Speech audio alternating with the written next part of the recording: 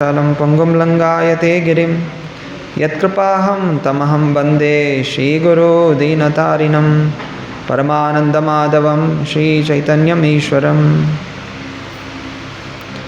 ಹರೇ ಕೃಷ್ಣ.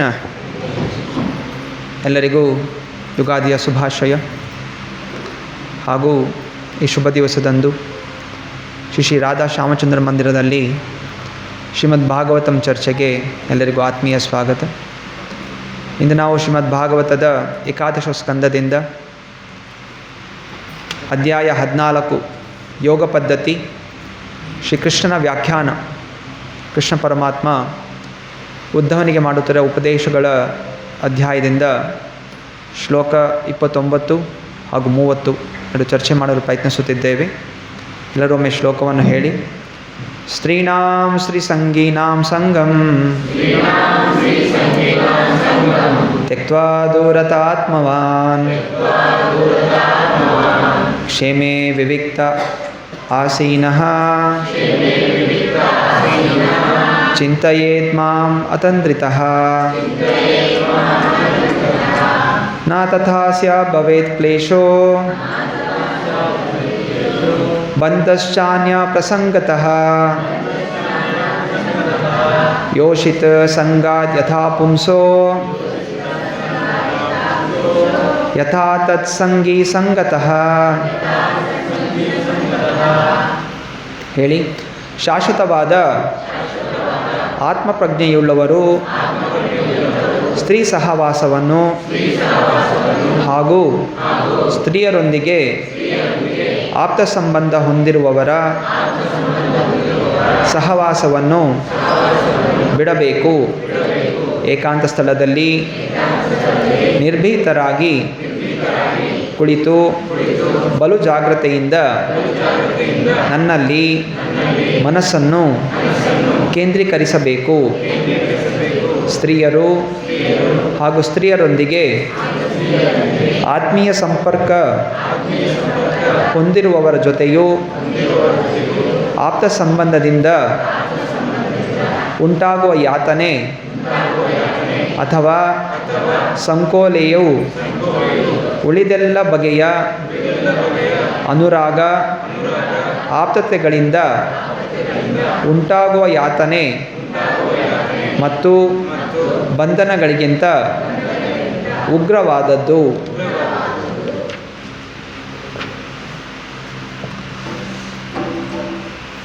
ಹಿಂದಿನ ಅಧ್ಯಾಯದಲ್ಲಿ, ಹಿಂದಿನ ತರಗತಿಯಲ್ಲಿ ಕೃಷ್ಣ ಉದ್ಧವನಿಗೆ ಭಕ್ತಿಯ ನಿಯಮಗಳು, ಭಕ್ತರ ಗುಣಗಳು ಹಾಗೂ ಭಕ್ತಿಯನ್ನು ಆಚರಿಸುವುದರಿಂದ ಭಕ್ತನಿಗೆ ಸಿಗುವಂತಹ ಲಾಭಗಳು ಇದೆಲ್ಲ ವಿವರಿಸಿದ.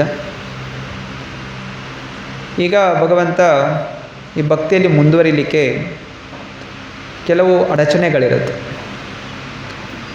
ಆದ್ದರಿಂದ ಆ ಅಡಚಣೆಗಳನ್ನು ನಾವು ದೂರ ಸರಿಸೋದ್ರಿಂದ, ಎಚ್ಚರಿಕೆಯಿಂದ ತಪಸ್ಸೆಗಳನ್ನು ಮಾಡುವುದರಿಂದ ಅತಿ ಶೀಘ್ರವಾಗಿ ನಾವು ಕೃಷ್ಣನ ಪ್ರಾಪ್ತಿ ಮಾಡಬಹುದು. ಭಕ್ತಿಯನ್ನು ಪರಿಪೂರ್ಣತೆಯಿಂದ ಆಚರಿಸಬಹುದು ಹಾಗೂ ಅದರ ಪೂರ್ಣವಾದ ಲಾಭಗಳನ್ನು ಗಳಿಸಬಹುದು ಅನ್ನೋದನ್ನು ಕೊಡ್ತಾ ಇದ್ದಾರೆ. ಹೇಗೆ ಶಾಲೆಯಲ್ಲಿ ಒಂದು ವಿದ್ಯಾರ್ಥಿ ಎಕ್ಸಾಮಲ್ಲಿ ಒಳ್ಳೆ ಅಂಕಗಳು ತಗೋಬೇಕು ಅಂತ ಹೇಳಿದ್ರೆ ಚೆನ್ನಾಗಿ ಓದಬೇಕು. ಅದರ ಜೊತೆಯಲ್ಲಿ ಕೆಲವು ವಿಷಯಗಳನ್ನು ಮಾಡಬಾರ್ದು. ಎರಡೂ ಇದ್ದರೆ ಅವನು ಅಂಕೆಗಳು ಚೆನ್ನಾಗಿ ಬರುತ್ತೆ. ಸೊ ಹಾಗೆಯೇ ಒಂದು ಪಾಲನೆ ಮಾಡುವಂಥದ್ದು ಹಾಗೂ ಕೆಲವು ಪಾಲನೆ ಮಾಡಬಾರ್ದು. ಸೊ ಎರಡು ವಿಷಯಗಳು ತಿಳಿದಿರಬೇಕು.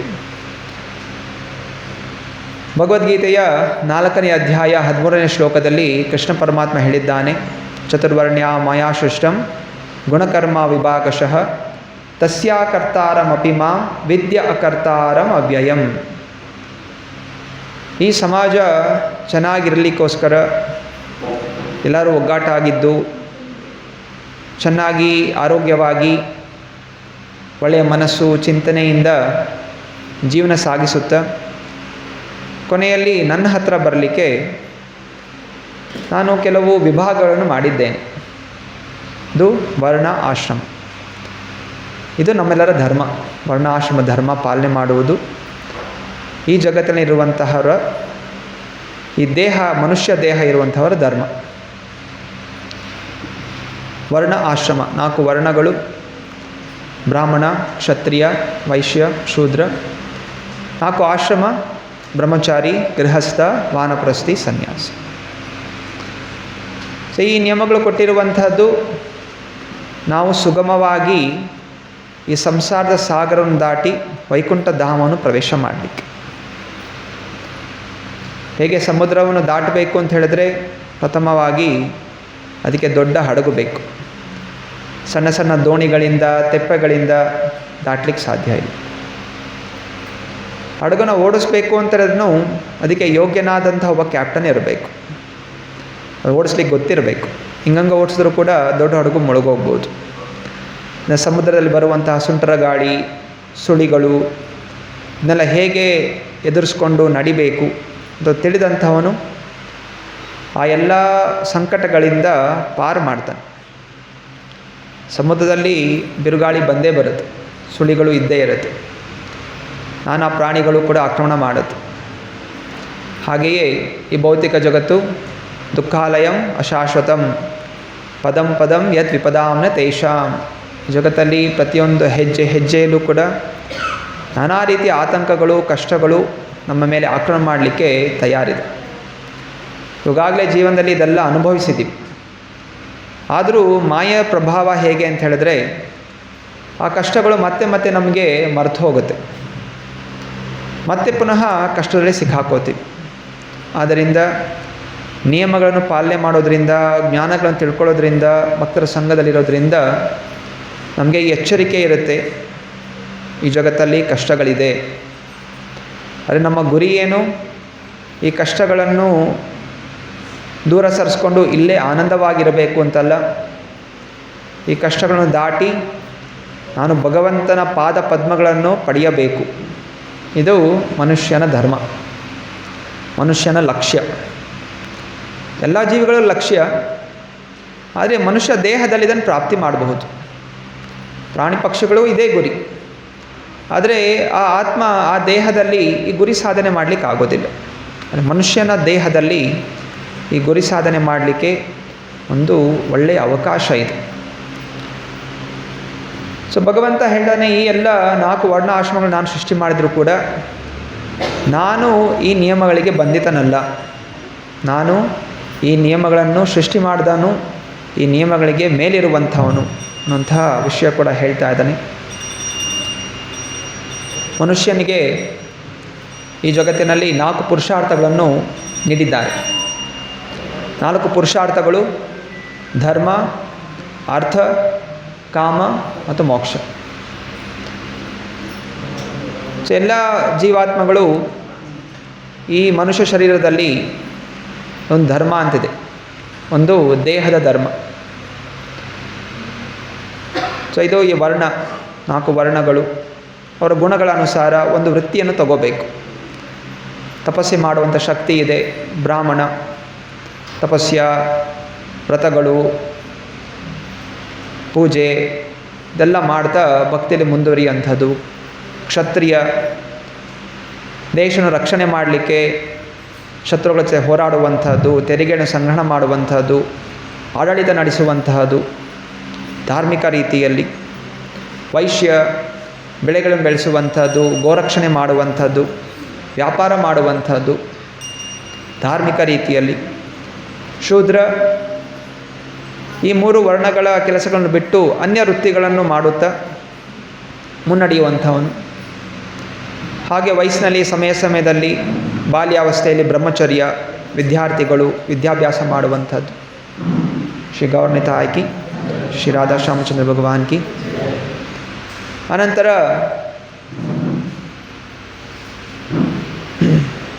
ಧರ್ಮಗಳ ಅನುಸಾರ, ಶಾಸ್ತ್ರ ಅನುಸಾರ ಗೃಹಸ್ಥ ಆಶ್ರಮವನ್ನು ಸ್ವೀಕಾರ ಮಾಡುವಂಥದ್ದು. ಒಳ್ಳೆಯ ಸಂತತಿ ಉತ್ಪನ್ನ ಮಾಡಲಿಕ್ಕೋಸ್ಕರ. ಅನಂತರ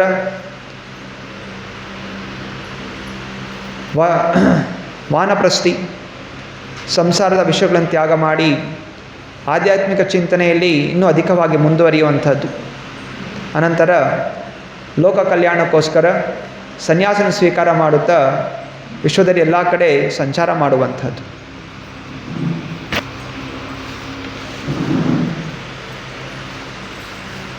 ಹಾಗೆಯೇ ಸ್ತ್ರೀಯ ಧರ್ಮ, ಸ್ತ್ರೀ ಅನ್ನುವಂತಹ ದೇಹ ಇದೆ ಹಾಗೂ ಪುರುಷ ಅನ್ನುವಂತಹ ದೇಹ ಇದೆ.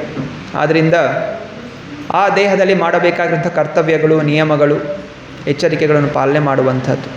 ಈ ರೀತಿ ಮಾಡುವುದರಿಂದ ಕ್ರಮೇಣವಾಗಿ ಅವನು ಎಲ್ಲ ಧರ್ಮ, ಅರ್ಥ, ಕಾಮ ಮತ್ತು ಕೊನೆಯಲ್ಲಿ ಭಗವಂತನ ಪಾದ ಪದ್ಮಗಳನ್ನು ಪಡೆಯುವಂಥದ್ದು, ಮೋಕ್ಷವನ್ನು ಪಡೆಯುತ್ತಾನೆ.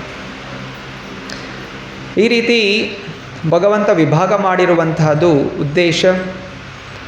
ಈ ಸಮಾಜ ಅನ್ನುವಂಥದ್ದು ಸುಖವಾಗಿರಬೇಕು. ವರ್ಣಾಶ್ರಮ ಧರ್ಮವನ್ನು ಪಾಲನೆ ಮಾಡೋದರಿಂದ ಸಿಗುವಂಥ ಲಾಭಗಳು, ಸಂಘಟಿತವಾದಂತಹ ಸಮಾಜ, ಸಂಘಟಿತವಾದಂಥ ಆರ್ಗನೈಸ್ಡ್. ಈಗ ಹೇಗೆ ಒಂದು ಕಂಪನಿ ಚೆನ್ನಾಗಿ ನಡಿಬೇಕು ಅಂತ ಹೇಳಿದ್ರೆ ಎಲ್ಲವೂ ಸಂಘಟಿತವಾಗಿರಬೇಕು. ಏನೋ ಒಂದು ಖರೀದಿ ಮಾಡಬೇಕು, ಅಂಥಲ್ಲಿ ಏನೋ ತಯಾರಿ ಮಾಡಬೇಕು, ಮತ್ತು ಅದನ್ನು ಮಾರಾಟ ಆಗಬೇಕು. ಮ್ಯಾನುಫ್ಯಾಕ್ಚರಿಂಗ್ ಕಂಪನಿ ತೊಗೊಂಡಾಗ, ಅಥವಾ ಯಾವುದೇ ಒಂದು ಸಂಘಟನೆ, ಸ್ಕೂಲ್ ತೊಗೊಳ್ಳಿ, ಅಲ್ಲಿರುವಂತಹ ಅಧ್ಯಾಪಕರಿರಬೇಕು, ಸೆಕ್ಯೂರಿಟಿ ಇರಬೇಕು, ಅಕೌಂಟ್ಸ್ ಇರಬೇಕು, ಮ್ಯಾನೇಜ್ಮೆಂಟ್ ಇರಬೇಕು, ವಿದ್ಯಾರ್ಥಿಗಳಿರಬೇಕು, ಚೆನ್ನಾಗಿ ಹೇಳ್ಕೊಡ್ಬೇಕು, ಮತ್ತು ಅವ್ರು ಮುಂದುವರಿಬೇಕು. ಸೊ ನಾನಾ ರೀತಿಯ ಬುದ್ಧಿವಂತಿಕೆಯ ಜನರು ಬೇಕಾಗತ್ತೆ. ಇಲ್ಲ ನಮ್ಗೆ ಬರೀ ಟೀಚರ್ಗಳೇ ಬೇಕು, ಬೇರೆ ಯಾರೂ ಬೇಕಾಗಿಲ್ಲ ಅಂತ ಹೇಳಿದ್ರೆ ಆಗೋದಿಲ್ಲ. ಕೇವಲ ವಾಚ್ಮ್ಯಾನೇ ಬೇಕು ಅಂದರೂ ಆಗೋದಿಲ್ಲ. ಹಾಗೆ ಕಂಪನಿಯಲ್ಲಿ ಕೂಡ ಕಾರ್ಮಿಕರಿರ್ತಾರೆ, ಮ್ಯಾನೇಜರ್ಗಳಿರ್ತಾರೆ, CEO ಗಳಿರ್ತಾರೆ, ಬೇರೆ ಬೇರೆ ಡಿಪಾರ್ಟ್ಮೆಂಟ್ಗಳಿರುತ್ತೆ. ಸೊ ಹೀಗೆ ಇದೆಲ್ಲ ಇರೋದರಿಂದ ಆ ಕಂಪನಿ ಅನ್ನೋದು ಚೆನ್ನಾಗಿ ನಡೆಯುತ್ತೆ. ಹಾಗೆ ಸಮಾಜ ಸಂಘಟಿತವಾಗಿರಬೇಕು, ಒಗ್ಗಟ್ಟಾಗಿರಬೇಕು. ಸಮಾಜ ಒಡೆದ್ರೆ ಒಬ್ಬೊಬ್ಬ ವ್ಯಕ್ತಿ ನನ್ನ ಜೊತೆಗಿರೋದಿಲ್ಲ, ನಾನು ನನ್ನ ಪದ್ಧತಿ ಪ್ರಕಾರ ಮಾಡ್ತೀನಿ, ನಾನು ಹಿಂಗೆ ಬೇಕು ಹಂಗೆ ಮಾಡ್ತೀನಿ ಅಂತ ಹೇಳಿದ್ರೆ, ಸೊ ಆ ವ್ಯಕ್ತಿ ವೈಯಕ್ತಿಕವಾಗಿ ಗುಂಪಿನಲ್ಲಿ ನಮ್ಮದು ಬೇರೆ ಗುಂಪು, ಆ ಗುಂಪು, ಈ ಗುಂಪು, ಆ ಜಾತಿ, ಈ ಜಾತಿ ಅಂತ ಎಲ್ಲ ಒಡೆದಾಡ್ತಾ ಇದ್ದರೆ ಏನಾಗುತ್ತೆ, ಎಲ್ಲ ಕಡೆ ಹಾಹಾಕಾರ ಉಂಟಾಗುತ್ತೆ. ಎಲ್ಲ ಅನುಭವ ಇದೆ. ಹೇಗೆ ಬೇರೆ ಬೇರೆ ದೇಶಗಳು ಇವತ್ತಿನ ದಿವಸ ಯುದ್ಧ ಮಾಡ್ತಾ ಇದೆ, ನಾನಾ ಕಡೆ ಯುದ್ಧ ನಡೀತಾ ಇದೆ, ರಾಜ್ಯಗಳು, ದೇಶಗಳು ಕಿತ್ತಾಡ್ತಾ ಇದ್ದಾರೆ. ಯಾರಿಗೆ ಹಾನಿ ಆಗ್ತಾ ಇದೆ? ತನಗೆ ಹಾನಿ ಆಗ್ತಾ ಇದೆ. ಅದರಿಂದ ಈ ವರ್ಣಾಶ್ರಮವನ್ನು ಯಾರು ಪಾಲನೆ ಮಾಡ್ತಾರೆ, ಇದನ್ನು ಸರ್ಕಾರ ಇದನ್ನು ಪ್ರಯೋಗಕ್ಕೆ ತಂದರೆ, ಸೊ ಕೇವಲ ರಸ್ತೆಗಳೊಂದೇ ಮುಖ್ಯ ಅಲ್ಲ, ಕಂಪ್ನಿಗಳೊಂದೇ ಮುಖ್ಯ ಅಲ್ಲ, ಸ್ಯಾಟಲೈಟ್ ಮಾಡೋದು, ರಾಕೆಟ್ಗಳು ಮಾಡುವಂಥ, ಮಿಸೈಲ್ಗಳು ತಯಾರಿ ಮಾಡೋಂಥ ಇದು ಒಂದೇ ಮುಖ್ಯ ಅಲ್ಲ. ಶಾಸ್ತ್ರದ ಅನುಸಾರವಾಗಿ ಭಗವಂತ ಸೃಷ್ಟಿಸಿರುವಂತಹ ಈ ಧರ್ಮ, ವರ್ಣಾಶ್ರಮ ಧರ್ಮ, ಇದನ್ನು ಮಾಡೋದ್ರಿಂದನೇ ಸಮಾಜ ಒಗ್ಗಟ್ಟಾಗಿರುತ್ತೆ, ದೇಶಗಳು ಒಗ್ಗಟ್ಟಾಗಿರುತ್ತೆ, ಜಾತಿ, ಬೇರೆ ಬೇರೆ ಜಾತಿಗಳು, ಭಾವನೆಗಳು ಇದೆಲ್ಲವೂ ಒಗ್ಗಟ್ಟಾಗತ್ತೆ. ಇಲ್ಲ ಅಂತ ಹೇಳಿದ್ರೆ ಅವ್ರು ಬೇರೆ ಬಣ್ಣ, ನಾನು ಬೇರೆ ಬಣ್ಣ, ಅವ್ರ ಭಾಷೆ ಬೇರೆ, ನನ್ನ ಭಾಷೆ ಬೇರೆ, ಈ ರೀತಿ ಒಡೆಯುವಂತಹ ಒಂದು ಪರಿಸ್ಥಿತಿ ಕಂಡು ಬರ್ತಾ ಇದೆ. ಎರಡನೇದಾಗಿ ಆಧ್ಯಾತ್ಮಿಕವಾದ ಪ್ರಗತಿ. ಸಮಾಜದ ಉದ್ದೇಶ, ಸಮಾಜದಲ್ಲಿ ಚೆನ್ನಾಗಿರುವಂಥದ್ದು ಕ್ರಮೇಣವಾಗಿ ಆಧ್ಯಾತ್ಮಿಕವಾಗಿ ನಾವು ಮುಂದುವರಿಬೇಕು. ಏಕೆಂದರೆ ಈ ಶರೀರ ಒಂದು ದಿವಸ ಹೋಗೇ ಹೋಗುತ್ತೆ. ಜನ್ಮ, ಮೃತ್ಯು, ಜರಾವ್ಯಾಧಿ, ದುಃಖ, ದೋಷ ಅನುದರ್ಶನ. ಹುಟ್ಟು, ಸಾವು, ಕಾಯಿಲೆಗಳು, ವೃದ್ಧಾಪ್ಯ ಇದು ಬಂದೇ ಬರುತ್ತೆ. ಇದನ್ನು ಮುಕ್ತಾಯಗೊಳಿಸಬೇಕು. ಮತ್ತೆ ಮತ್ತೆ ಇಲ್ಲಿ ಇದೇ ಕಷ್ಟಗಳನ್ನು ಅನುಸರಿಸಬಾರ್ದು. ಅದಕ್ಕೆ ಆಧ್ಯಾತ್ಮಿಕ ವಿಷಯ ತುಂಬ ಮುಖ್ಯವಾದಂಥದ್ದು. ಆಧ್ಯಾತ್ಮಿಕ ವಿಷಯ ಇಲ್ಲ, ಪುನರಪಿ ಜನನಂ ಪುನರಪಿ ಮರಣಂ ಪುನರಪಿ ಜನನಿ ಜಠರೇ ಶಯನಂ. ಸೊ ಮತ್ತೆ ಮತ್ತೆ ಬೇರೆ ಬೇರೆ ಯೋನಿಗಳಲ್ಲಿ ಹುಟ್ಟುತ್ತಾ ಇರ್ತಾರೆ, ಮತ್ತೆ ಮತ್ತೆ ಕಷ್ಟಗಳನ್ನು ಅನುಭವಿಸ್ತಾ ಇರ್ತಾರೆ. ಅದರಿಂದ ಆಧ್ಯಾತ್ಮಿಕ ಪ್ರಗತಿ ಅನ್ನೋದು ವರ್ಣಾಶ್ರಮ ಧರ್ಮವನ್ನು ಪಾಲನೆ ಮಾಡೋದರಿಂದ ಲಭ್ಯವಾಗುತ್ತೆ. ಮೂರನೇದಾಗಿ ಸಾಮಾಜಿಕ ಸಾಮರಸ್ಯ. ಆಗಲೇ ಹೇಳಿರೋ ಹಾಗೆ ಸಮಾಜದಲ್ಲಿ ನಾನಾ ರೀತಿಯ ಜನ ಇದ್ದಾರೆ, ನಾನಾ ರೀತಿಯ ಬುದ್ಧಿಗಳಿದೆ. ಒಬ್ಬ ದಡ್ಡ ಇರ್ತಾನೆ, ಒಬ್ಬ ಅರ್ಧ ಬುದ್ಧಿವಂತ ಇರ್ತಾನೆ, ಒಬ್ಬ ತುಂಬ ಬುದ್ಧಿವಂತ ಇರ್ತಾನೆ. ಆದರೂ ಕೂಡ ಎಲ್ಲರೂ ಇರಬೇಕು. ಹೇಗೆ ಇವಾಗ ಒಂದು ತಾಯಿಗೆ, ತಂದೆ ತಾಯಿಗೆ ಹಲವಾರು ಮಕ್ಕಳಿರ್ತಾರೆ. ಒಬ್ಬ ತುಂಬ ಬುದ್ಧಿವಂತನಿರ್ತಾನೆ, ಒಬ್ಬ ಸ್ವಲ್ಪ ದಡ್ಡನಿರ್ಬೋದು, ಒಬ್ಬೊಬ್ಬ ಅಂಗವಿಕಲನಿರ್ಬೋದು. ಹೀಗೆ ನಾನಾ ಇದರಲ್ಲಿ ಬರ್ಬೋದು. ಆದರೆ ತಂದೆ ತಾಯಿ ಎಲ್ಲರೂ ಪ್ರೀತಿಸ್ತಾರೆ. ಹಾಗೆಯೇ ಆ ಬಾಂಧವ್ಯತೆ ಮಕ್ಕಳು ಕೂಡ ಇರಬೇಕಾಗತ್ತೆ. ಅವ್ರು ಅಂದ್ಕೊಂಡ್ರೆ, ಬುದ್ಧಿವಂತ ಅಂದ್ಕೊತಾನೆ, ನಾನು ಬುದ್ಧಿವಂತ ಇದ್ದೇನೆ, ಇವನು ದಡ್ಡ ಇದ್ದಾನೆ, ಇವನು ಯಾಕೆ ಬೇಕು? ಇವನ್ನ ಬಿಸಾಕೊಡೋಣ ಆಚೆ, ಅಥವಾ ಇವನು ಇರೋವಂಥ ಅವಶ್ಯಕತೆ ಇಲ್ಲ, ಒಬ್ಬ ಅಂಗವಿಕಲ ಇದ್ದಾನೆ, ಇವನು ಯಾಕೆ ಅಂಗವಿಕಲ, ಯಾಕೆ ನಾವು ಕಷ್ಟಪಡಬೇಕು, ಬೇಡ ಇವನು ಅಂತ ಅವನಿಗೇನಾದರೂ ಹಲ್ಲೆ ಮಾಡಲಿಕ್ಕೆ ಪ್ರಯತ್ನ ಮಾಡಿದ್ರೆ ತಂದೆ ತಾಯಿಗೆ ಅದು ದುಃಖ ಆಗುತ್ತೆ. ಹಾಗೆಯೇ ಭಗವಂತನ ಈ ನಾನಾ ಸೃಷ್ಟಿಯಲ್ಲಿ ನಾನಾ ವಿವಿಧತೆಗಳಿದೆ, ನಾನಾ ರೀತಿಯ ಬುದ್ಧಿ ಇರುವಂತಹ ಮನುಷ್ಯರಿದ್ದಾರೆ, ನಾನಾ ಬುದ್ಧಿ ಇರುವಂತಹ ಅನ್ಯ ಜೀವಿಗಳಿದೆ, ಪ್ರಾಣಿ ಪಕ್ಷಿ ಗಿಡ ಮರ, ಇದೆಲ್ಲವೂ ಕೂಡ ಭಗವಂತನ ಒಂದು ಪರಿವಾರ. ಬೇರೆ ಬೇರೆ ರೀತಿಯ ಬುದ್ಧಿವಂತಿಕೆಯಿಂದ ಬೇರೆ ಬೇರೆ ರೀತಿಯ ವಿವಿಧತೆಯಲ್ಲಿ ಬೇರೆ ಬೇರೆ ರೀತಿಯ ರೂಪಗಳಿದೆ, ಶರೀರಗಳಿದೆ. ಆದರೆ ಮನುಷ್ಯನಾದಂಥವನು ಬುದ್ಧಿವಂತನಾದಂಥವನು, ನನ್ನ ಬುದ್ಧಿ ಇದೆ, ನಾನು ಒಬ್ಬನೇ ಜೀವಂತ ಆಗಿರಲಿಕ್ಕೆ ಯೋಗ್ಯತೆ, ಇದೇನು ವೈಜ್ಞಾನಿಕ survival of the fittest, Darwin's theory ಹೇಳ್ಕೊಂಡು, ಯಾರು ಶಕ್ತಿ ಇದ್ದಾರೆ ಅವರು ಮಾತ್ರ ಜೀವಂತ ಇರಲಿಕ್ಕೆ ಯೋಗ್ಯತೆ, ಬೇರೆಯವರಿಗೆ ಜೀವಂತ ಆಗಿರಲಿಕ್ಕೆ ಯೋಗ್ಯತೆ ಇಲ್ಲ. ಸೊ ಇಂತಹ ಒಂದು ದುಶ್ಚಿಂತನೆಗಳು ಏನು ಮಾಡುತ್ತೆ, ಸಮಾಜವನ್ನು ಹೊಡೆದಾಕತ್ತೆ, ಪ್ರಕೃತಿಯನ್ನು ನಾಶ ಮಾಡುತ್ತೆ, ಇದರಿಂದ ಸ್ವತಃ ಅವನು ನಾಶ ಆಗ್ತಾನೆ. ಅದರಿಂದ ಸಾಮಾಜಿಕವಾದ ಸಾಮರಸ್ಯ ಇದು ಬರಬೇಕು ಅಂತ ಹೇಳಿದ್ರೆ ವರ್ಣಾಶ್ರಮ ನಿಯಮಗಳನ್ನು ಆಚರಿಸಬೇಕು. 4ನೇದು ನೈತಿಕತೆ, ಪ್ರಿನ್ಸಿಪಲ್ಸ್, ಎಥಿಕಲ್ ವ್ಯಾಲ್ಯೂಸ್.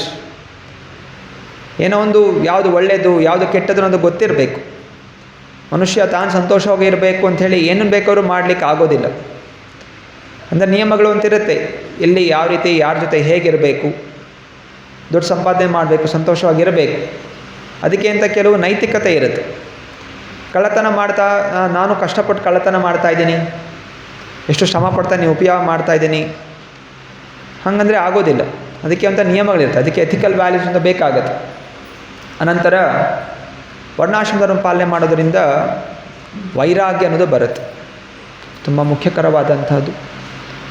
ಇಲ್ಲಿ ತನಕ ವೈರಾಗ್ಯ ಇರೋದಿಲ್ಲ, ಒಬ್ಬ ವ್ಯಕ್ತಿ ಲೋಭಿ ಆಗ್ತಾನೆ. ಎಷ್ಟು ಸಿಕ್ಕಿದ್ರೂ ಕೂಡ ಅವನಿಗೆ ತೃಪ್ತಿ ಅನ್ನೋದು ಇರೋದಿಲ್ಲ, ಇನ್ನೂ ಬೇಕು ಇನ್ನೂ ಬೇಕು ಇನ್ನೂ ಬೇಕು, ತನಗೆ ಅದು ಉಪಯೋಗ ಇಲ್ಲ ಆದರೂ ಕೂಡ ಸಂಗ್ರಹ ಮಾಡಬೇಕು ಅನ್ನೋಂಥ ಬುದ್ಧಿ ಅನ್ನೋದು ಒಬ್ಬನಿಗೆ ಬರುತ್ತೆ. ಸೊ ವರ್ಣಾಶ್ರಮ ಧರ್ಮಗಳ ನಿಯಮ ಪಾಲನೆ ಮಾಡೋದರಿಂದ ಒಬ್ಬನು ವೈರಾಗ್ಯ ಅನ್ನೋದು ಬೆಳೆಸ್ಕೊತಾನೆ. 6ನೇದು ಸಾಮಾಜಿಕವಾದಂಥ ಜವಾಬ್ದಾರಿ. ನಾವು ಒಂದು ಪರಿವಾರದಲ್ಲಿದ್ದೀವಿ, ಒಂದು ಸಮಾಜದಲ್ಲಿದ್ದೀವಿ, ನಮಗೆ ಅಂತೊಂದು ಜವಾಬ್ದಾರಿ ಇದೆ. ಜವಾಬ್ದಾರಿ ಇಲ್ಲದೆ ಯಾರು ಜೀವನ ನಡೆಸ್ತಾರೆ, ಅವನು ಹುಚ್ಚ. ಹುಚ್ಚ ಏನು ಮಾಡ್ತಾನೆ, ಎಲ್ರಿಗೂ ಹಾನಿಗೆ ತರ್ತಾನೆ ಹಾಗೂ ತನಗೂ ಕೂಡ ಹಾನಿ ಮಾಡ್ಕೋತಾನೆ. ಜವಾಬ್ದಾರಿಯುತ ಜೀವನ, ವಿದ್ಯಾರ್ಥಿ ಇರಲಿ, ಕೆಲಸಕ್ಕೆ ಹೋಗೋನಿರಲಿ, ಮದುವೆ ಆಗಿರೋನಿರಲಿ, ಮದುವೆ ಆಗದೇ ಇರೋನಿರಲಿ, ವೃದ್ಧಾಪ್ಯ ಇರಲಿ, ಪ್ರತಿಯೊಂದು ಹಂತದಲ್ಲೂ ಕೂಡ ಒಬ್ಬನಿಗೆ ಜವಾಬ್ದಾರಿ ಅಂತ ಇರುತ್ತೆ. ಆ ಜವಾಬ್ದಾರಿಯ ಭಾವನೆ ಒಬ್ಬನಲ್ಲಿ ಬರಬೇಕು ಅಂತ ಹೇಳಿದ್ರೆ ಅದಕ್ಕೆ ವರ್ಣಾಶ್ರಮ ತುಂಬ ಮುಖ್ಯಕರವಾದಂಥದ್ದು. ಅನಂತರ ನಿಯಮಗಳನ್ನು ಪಾಲನೆ ಮಾಡುತ್ತಾ ಇಂದ್ರಿಯ ಭೋಗಿಸುವಂತಹ ವೃತ್ತಿಯನ್ನು ತ್ಯಜಿಸುವಂಥದ್ದು. ಸೊ ನಿಯಮಗಳು ಪಾಲನೆ ಮಾಡಬೇಕು ಅಂತ ಹೇಳಿದ್ರೆ ಆ ಬುದ್ಧಿಯ ಸಂಸ್ಕಾರಗಳು, ವರ್ಣಾಶ್ರಮ ಧರ್ಮ ಒಬ್ಬ ವ್ಯಕ್ತಿಗೆ ಸಂಸ್ಕಾರಗಳನ್ನು ನೀಡುತ್ತೆ, ಜ್ಞಾನವನ್ನು ಕೊಡುತ್ತೆ. ಸೊ ಜ್ಞಾನ ಅನ್ನೋದು ಬಂದಾಗ ಒಬ್ಬ ವ್ಯಕ್ತಿ ತನ್ನ ಇಂದ್ರಿಯಗಳನ್ನು ವಶಪಡಿಸಿಕೊಳ್ಳುವಂಥ ಶಕ್ತಿ ಅವನಿಗೆ ಸಿಗುತ್ತೆ. ಯಾವ ವ್ಯಕ್ತಿಯ ಇಂದ್ರಿಯಗಳ ವಶದಲ್ಲಿಲ್ಲ ಅವನು ಸಮಾಜಕ್ಕೆ ತನಗೆ ಹಾನಿಯನ್ನು ಉಂಟು ಮಾಡಿಕೊತಾನೆ. ಸೊ ಈ ರೀತಿ 7 ಲಾಭಗಳು. ಮೊದಲನೇದಾಗಿ ಸಾಮಾಜಿಕ ಸಂಘಟನೆ ಹಾಗೂ ತನ್ನ ಒಂದು ಕರ್ತವ್ಯಗಳ ಸ್ಪಷ್ಟತೆ. 2ನೇದಾಗಿ ಆಧ್ಯಾತ್ಮಿಕ ಪ್ರಗತಿ. 3ನೇದಾಗಿ ಸಾಮರಸ್ಯ, ಸಾಮಾಜಿಕವಾದ ಸಾಮರಸ್ಯ. 4ನೇದು ನೈತಿಕತೆ. ಹಾಗೂ 5ನೇದು ವೈರಾಗ್ಯ. 6ನೇದು ಸಾಮಾಜಿಕ ಹಾಗೂ ಪರಿವಾರದ ಒಂದು ಜವಾಬ್ದಾರಿಗಳು. 7ನೇದು ನಿಯಮಗಳನ್ನು ಪಾಲನೆ ಮಾಡುತ್ತಾ ಅವನು ಇಂದ್ರಿಯ ಭೋಗಿಸುವಂತಹ ಪ್ರವೃತ್ತಿಯನ್ನು ತ್ಯಜಿಸುವಂತಹದ್ದು. ಸೊ ಇದೆಲ್ಲ ಲಾಭಗಳು. ಅಂದರೆ ಶ್ರೀಲ ಪ್ರಭುಪಾದರು ಈ ವರ್ಣಾಶ್ರಮ ಧರ್ಮಕ್ಕೆ ದೈವಿ ವರ್ಣಾಶ್ರಮ ಧರ್ಮ ಅಂತ ಕರೆದ್ರು. ಸೊ ಈ ಎಲ್ಲ ನಿಯಮಗಳು, ಕರ್ತವ್ಯಗಳು, ಬ್ರಹ್ಮಚಾರಿ ಇರಲಿ, ಗೃಹಸ್ಥ ಇರಲಿ, ವಾನಪ್ರಸ್ಥ ಇರಲಿ, ಸನ್ಯಾಸ ಇರಲಿ, ಬ್ರಾಹ್ಮಣ, ಕ್ಷತ್ರಿಯ, ವೈಶ್ಯ, ಶೂದ್ರ, ಯಾವುದೇ ಈ ವರ್ಣ ಆಶ್ರಮದಲ್ಲಿರಲಿ, ಅವರ ಕೇಂದ್ರ ಏನಾಗಿರಬೇಕು, ಕೇಂದ್ರ ಬಿಂದು ಕೃಷ್ಣ ಆಗಿರಬೇಕು. ಕೃಷ್ಣನದ ಮಧ್ಯದಲ್ಲಿ ಇಟ್ಕೊಂಡು ಕೃಷ್ಣ ತೃಪ್ತಿಗೋಸ್ಕರ ಎಲ್ಲ ನಿಯಮಗಳು ಪಾಲನೆ ಮಾಡ್ತಾ ಇರುವಂಥದ್ದು. ಕೆಲವು ನಿಯಮಗಳನ್ನು ಪಾಲನೆ ಮಾಡ್ತಾ ಭಗವಂತನ ಚಿಂತನೆ ಅನ್ನೋದು ಬಿಟ್ಟುಬಿಟ್ರೆ ಮತ್ತೆ ಪುನಃ ನಾವು ಈ ಜಗತ್ತಿನಲ್ಲಿ ಪಾಪ ಪುಣ್ಯಗಳನ್ನು ಅನುಭವಿಸಲಿಕ್ಕೆ ತಿರ್ಗಾ ಹುಟ್ಟಬೇಕಾಗತ್ತೆ. ಪಾಪ ಪುಣ್ಯಗಳನ್ನು ನಾಶ ಮಾಡುವಂಥ ಏಕೈಕ ವ್ಯಕ್ತಿ ಕೃಷ್ಣ. ಸರ್ವಧರ್ಮಾನ್ ಪರಿತ್ಯಜ್ಯ ಮಾಮೇಕಂ ಶರಣಂ ವ್ರಜ. ಅಂದರೆ ಈ ವರ್ಣಾಶ್ರಮ ಧರ್ಮ ಈ ಜಗತ್ತಲ್ಲಿ ಮಾತ್ರ ಇರುವಂಥದ್ದು. ಸೊ ಯಾವಾಗ ಶುದ್ಧವಾದ ಭಕ್ತಿಗೆ ಏರ್ತೀವಿ ಅಥವಾ ವೈಕುಂಠ ಲೋಕಕ್ಕೆ ಹೋಗ್ತೀವಿ, ಅಲ್ಲಿ ವರ್ಣಾಶ್ರಮ ಧರ್ಮ ಇರೋದಿಲ್ಲ. ಅಲ್ಲಿ ಸ್ವ ಇಚ್ಛೆಯಿಂದ ಸ್ವಾಭಾವಿಕವಾದಂತಹ ರಾಗಾನುಗ ಪ್ರೀತಿ, ಅದಕ್ಕೆ ರಾಗಾನುಗ ಭಕ್ತಿ. ಇಲ್ಲಿ ಯಾವುದೇ ರೀತಿಯ ನಿಯಮಗಳ ಬಂಧನ ಇಲ್ಲ, ಸಹಜವಾಗಿಯೇ ಪ್ರೀತಿ ಅನ್ನೋದು ಉತ್ಪನ್ನವಾಗುತ್ತೆ. ಯಾವ ರೀತಿ ತಾಯಿಗೆ ಮಗುನ ಕಂಡಾಗ ಸಹಜವಾಗಿಯೇ ಅದು ಸೇವೆ ಮಾಡಬೇಕು, ಅದನ್ನು ಎಚ್ಚರಗೊಳಿಸಬೇಕು, ಅದಕ್ಕೆ ತಿಂಡಿ ತಿನ್ನಿಸ್ಬೇಕು, ಅದಕ್ಕೆ ಸ್ನಾನ ಮಾಡಿಸ್ಬೇಕು, ಅದೇನಾದರೂ ಗಲೀಜು ಮಾಡಿಕೊಂಡ್ರೆ ಅದನ್ನು ಶುಚೀಕರಣ ಮಾಡಬೇಕು ಅಂತ ಸಹಜವಾಗಿ ಪ್ರೀತಿ ಬರುತ್ತೆ. ಅದಕ್ಕೆ ಯಾರು ಟೈಮ್ ಟೇಬಲ್ ಹಾಕ್ಕೊಟ್ಲ ಈ ಟೈಮ್ಗೆ ಮಾಡಬೇಕು ಅಂತ. ಹಾಸ್ಪಿಟಲಲ್ಲಿ ನರ್ಸ್ ನೋಡ್ತಾ ಇರ್ತಾರೆ, ಈ ಟೈಮ್ಗೆ ಇದು ಕೊಡಬೇಕು, ಅದು ಮಾಡಬೇಕು. ಅಂದರೆ ತಾಯಿ ಪ್ರತಿ ಕ್ಷಣ ಗಮನಿಸ್ತಾ ಇರ್ತಾಳೆ ಆ ಮಗುಗೆ ಏನು ಬೇಕು ಅಂತ. ಹಾಗೆಯೇ ವರ್ಣಾಶ್ರಮ ಧರ್ಮ ಈ ಜಗತ್ತಿನಲ್ಲಿ ನಾವು ಪಾಲನೆ ಮಾಡ್ತಾ ಇರುವಂಥದ್ದು, ನೀವುಗಳು ಪಾಲನೆ ಮಾಡ್ತಾ ಇರುವಂಥದ್ದು. ನಾವು ಇಲ್ಲಿ ಜವಾಬ್ದಾರಿಯನ್ನು ಬೆಳೆಸ್ಕೊಂಡು, ವೈರಾಗ್ಯ ಬೆಳೆಸ್ಕೊಂಡು, ನಮ್ಮಲ್ಲಿ ಭಗವಂತನ ಮೇಲೆ ಪ್ರೀತಿ ಅನ್ನೋದು ಉತ್ಪನ್ನ ಆಗಬೇಕು. ಭಗವಂತನ ಮೇಲೆ ನಾವು ವೈರಾಗ್ಯ ಬೆಳೆಸ್ಕೊಂಡಿರೋ ಕಾರಣ ಭೌತಿಕ ಜಗತ್ತಿನಲ್ಲಿ ನಾವು ನಾನಾ ರೀತಿಯ ಕಷ್ಟಗಳಿಗೆ ಒಳಗಾಗ್ತಾ ಇದ್ದೀವಿ. ಭಗವಂತನಿಂದ ವಿಮುಖನಾಗಿರೋ ಕಾರಣ ನಾನಾ ರೀತಿಯ ತೊಂದರೆಗಳು ನಮ್ಮನ್ನು ಕಾಡ್ತಾ ಇದೆ. ಅದರಿಂದ ಮತ್ತೆ ಪುನಃ ಸಂಬಂಧ ಸ್ಥಾಪನೆ ಮಾಡಲಿಕ್ಕೋಸ್ಕರ ಭಗವಂತನ ಜೊತೆ ಪ್ರೀತಿಯುತವಾದಂತಹ ಸೇವಾ ಮನೋಭಾವನೆ, ಭಗವಂತನ ಜೊತೆ ನಮ್ಮ ಏನು ಸಂಬಂಧ ಇದೆ, ಪ್ರೀತಿಯಿಂದ ಸೇವೆ ಮಾಡುವಂತಹ ಸಂಬಂಧ ಇದೆ. ಅದನ್ನು ಮರೆತಿರೋ ಕಾರಣ ನಾವು ಇಲ್ಲಿ ಈ ಮಾಯಾ ಜಗತ್ತಿನಲ್ಲಿ ನಮ್ಮ ದೇಹಕ್ಕೆ ಸಂಬಂಧಪಟ್ಟಿರುವಂಥ ವಸ್ತುಗಳು, ಅದಕ್ಕೆ ಸಂಬಂಧಪಟ್ಟಿರುವಂತಹ ಒಂದು ವ್ಯಕ್ತಿಗಳ ಸೇವೆಯಲ್ಲಿ ನಾವು ತೊಡಗಲಿಕ್ಕೆ ಪ್ರಯತ್ನ ಮಾಡ್ತಾ ಇದ್ದೀವಿ. ಇದರಿಂದ ನಾವು ನಾನಾ ರೀತಿಯ ದುಃಖಗಳಿಗೆ ಒಳಗಾಗ್ತಾ ಇದ್ದೀವಿ. ಆದ ಕಾರಣ ಈ ದೈವಿ ವರ್ಣಾಶ್ರಮ ಧರ್ಮ ಪ್ರಭುಪಾದರು ಇಸ್ಕಾನ್ ಸಂಸ್ಥೆಯನ್ನು ಸ್ಥಾಪನೆ ಮಾಡ್ತಾ ಅದರಲ್ಲಿರುವಂತಹ ಭಕ್ತಾದಿಗಳಿಗೆ ಹಾಗೂ ಭಕ್ತರ ಮೂಲಕ ಪ್ರಚಾರ ಮಾಡ್ತಾ ಇರುವಂಥದ್ದು ನಾವು ಕೃಷ್ಣನಿಗೆ ಶರಣಾಗಬೇಕು. ಹಾಗೂ ಇದಕ್ಕೆ ಬೇಕಾಗಿರುವಂತಹ ನಿಯಮಗಳು, ನಾವು ಗುರುಗಳನ್ನು ಸ್ವೀಕರಿಸಬೇಕು. ಜೀವನದಲ್ಲಿ ಒಬ್ಬ ಗುರು ಬೇಕು, ಆಧ್ಯಾತ್ಮಿಕ ಅಧಿಕೃತವಾದಂತಹ ಗುರು ಪರಂಪರಾಗತಪಡಿದಂಥ ಗುರುಗಳನ್ನು ಸ್ವೀಕಾರ ಮಾಡಬೇಕು. ಶಾಸ್ತ್ರಗಳನ್ನು ಅಧ್ಯಯನ ಮಾಡಬೇಕು, ಭಗವದ್ಗೀತಾ, ಭಾಗವತ, ಚೈತನ್ಯ ಚರಿತಾಮೃತ. ಅನಂತರ ಸಾಧು ಸಂಘ, ಭಕ್ತರ ಸಂಘದಲ್ಲಿರಬೇಕು. ಭಕ್ತರ ಸಂಘದಲ್ಲಿ ಭಕ್ತಿ ಅನ್ನೋದು ಮೂಡುತ್ತೆ, ನಿಯಮಗಳನ್ನು ಆಚರಣೆ ಮಾಡಲಿಕ್ಕೆ ಪ್ರೋತ್ಸಾಹ ಸಿಗುತ್ತೆ. ಹಾಗೂ ಕೊನೆಯಲ್ಲಿ ನಮಗೆ ಭಗವಂತನ ಪ್ರೇಮ ಅನ್ನೋದು ಪ್ರಾಪ್ತಿಯಾಗುತ್ತೆ ಈ ನಿಯಮವನ್ನು ಪಾಲನೆ ಮಾಡೋದ್ರಿಂದ. ಯಾವುದು? ಪ್ರತಿನಿತ್ಯ 16 ಮಾಲೆ ಹರೇ ಕೃಷ್ಣ ಕೃಷ್ಣ ಕೃಷ್ಣ ಹರೇ ಹರೇ, ಹರೇ ರಾಮ ರಾಮ ರಾಮ ಹರೇ ಹರೇ. ಇದು ಈ ಯುಗದ ಧರ್ಮ. ಹರೇರ್ನಾಮ ಹರೇರ್ನಾಮೈವ ಕೇವಲಂ ಕಲೌ ನಾಸ್ತೈವ ಗತಿರನ್ಯಥ. ಸೊ ಈ ಮನಸ್ಸು ನಮ್ಮಲ್ಲಿ ದೃಢವಾಗಿ ನಿಲ್ಲಬೇಕು ಅಂತ ಹೇಳಿದ್ರೆ ಅದಕ್ಕೆ ಈ ವರ್ಣಾಶ್ರಮ ಧರ್ಮ ಅನ್ನೋದು ನಮಗೆ ಶಾಸ್ತ್ರಗಳು ಹಾಗೂ ಗುರುಗಳು, ಆಚಾರ್ಯರು ನಮಗೆ ಪಾಲನೆ ಮಾಡಲಿಕ್ಕೆ ಉಪದೇಶವನ್ನು ನೀಡ್ತಾ ಇದ್ದಾರೆ. ಚೈತನ್ಯ ಈ ಶ್ಲೋಕದಲ್ಲಿ ಸ್ತ್ರೀಯರ ವಿಷಯಗಳ ಬಗ್ಗೆ ಕೆಲವು ನಿಯಮಗಳು ಹಾಗೂ ಎಚ್ಚರಿಕೆಗಳು ಹಾಗೂ ಅವರ ಗುಣಗಾನವನ್ನು ಕೂಡ ಮಾಡಲಾಗ್ತಾ ಇದೆ. ಶ್ರೀ ಪ್ರಭುಪಾದರು ಹೇಳ್ತಾರೆ, ಸ್ತ್ರೀಯ ಅರ್ಥ ಅಂದರೆ ವಿಸ್ತರಣೆ ಆಗುವಂಥದ್ದು. ಪುರುಷ ಒಬ್ಬಂಟಿಯಾಗಿರ್ತಾನೆ. ಅಂದರೆ ಯಾವಾಗ ಸ್ತ್ರೀಯನ್ನು ಸ್ವೀಕಾರ ಮಾಡ್ತಾನೆ, ಸ್ತ್ರೀಯಿಂದ ಸ್ತ್ರೀಯ ಪರಿವಾರದವರು, ಸ್ತ್ರೀಯಿಂದ ಮಕ್ಕಳು, ಮಕ್ಕಳಿಂದ ಮನೆಯಿಂದ ಸಮಾಜ, ದೇಶ, ಹೀಗೆ ಒಬ್ಬ ವ್ಯಕ್ತಿಗೆ ನಾನಾ ರೀತಿಯ ಸಂಬಂಧಗಳು ವಿಸ್ತರಣೆ ಆಗ್ತಾ ಹೋಗುತ್ತೆ. ಆದ ಕಾರಣ ಮನುಸ್ಮೃತಿಯಲ್ಲಿ ಸ್ತ್ರೀಯರ ಗುಣಗಾನ ಮಾಡ್ತಾ ಇದೆ. ಯತ್ರ ನಾರಯಸ್ತು ಪೂಜ್ಯಂತೆ ರಮಂತೆ ತತ್ರ ದಾಂತಃ ದೇವತಾಃ ಯತ್ರೈತಾಸ್ತು ನ ಪೂಜ್ಯಂತೆ ಸರ್ವಸ್ತ್ರ ಅಪುಲಃ ಪ್ರಿಯಾಃ. ಹೇಳಿ. ಯತ್ರ ನಾರ್ಯಸ್ತು ಪೂಜ್ಯಂತೆ ರಮಂತೆ ತತ್ರ ದೇವತಾಃ ಯತ್ರೈತಾಸ್ತು ನ ಪೂಜ್ಯಂತೆ ಸರ್ವಾಸ್ತ್ರ ಅಫಲಾಹ ಕ್ರಿಯಾ.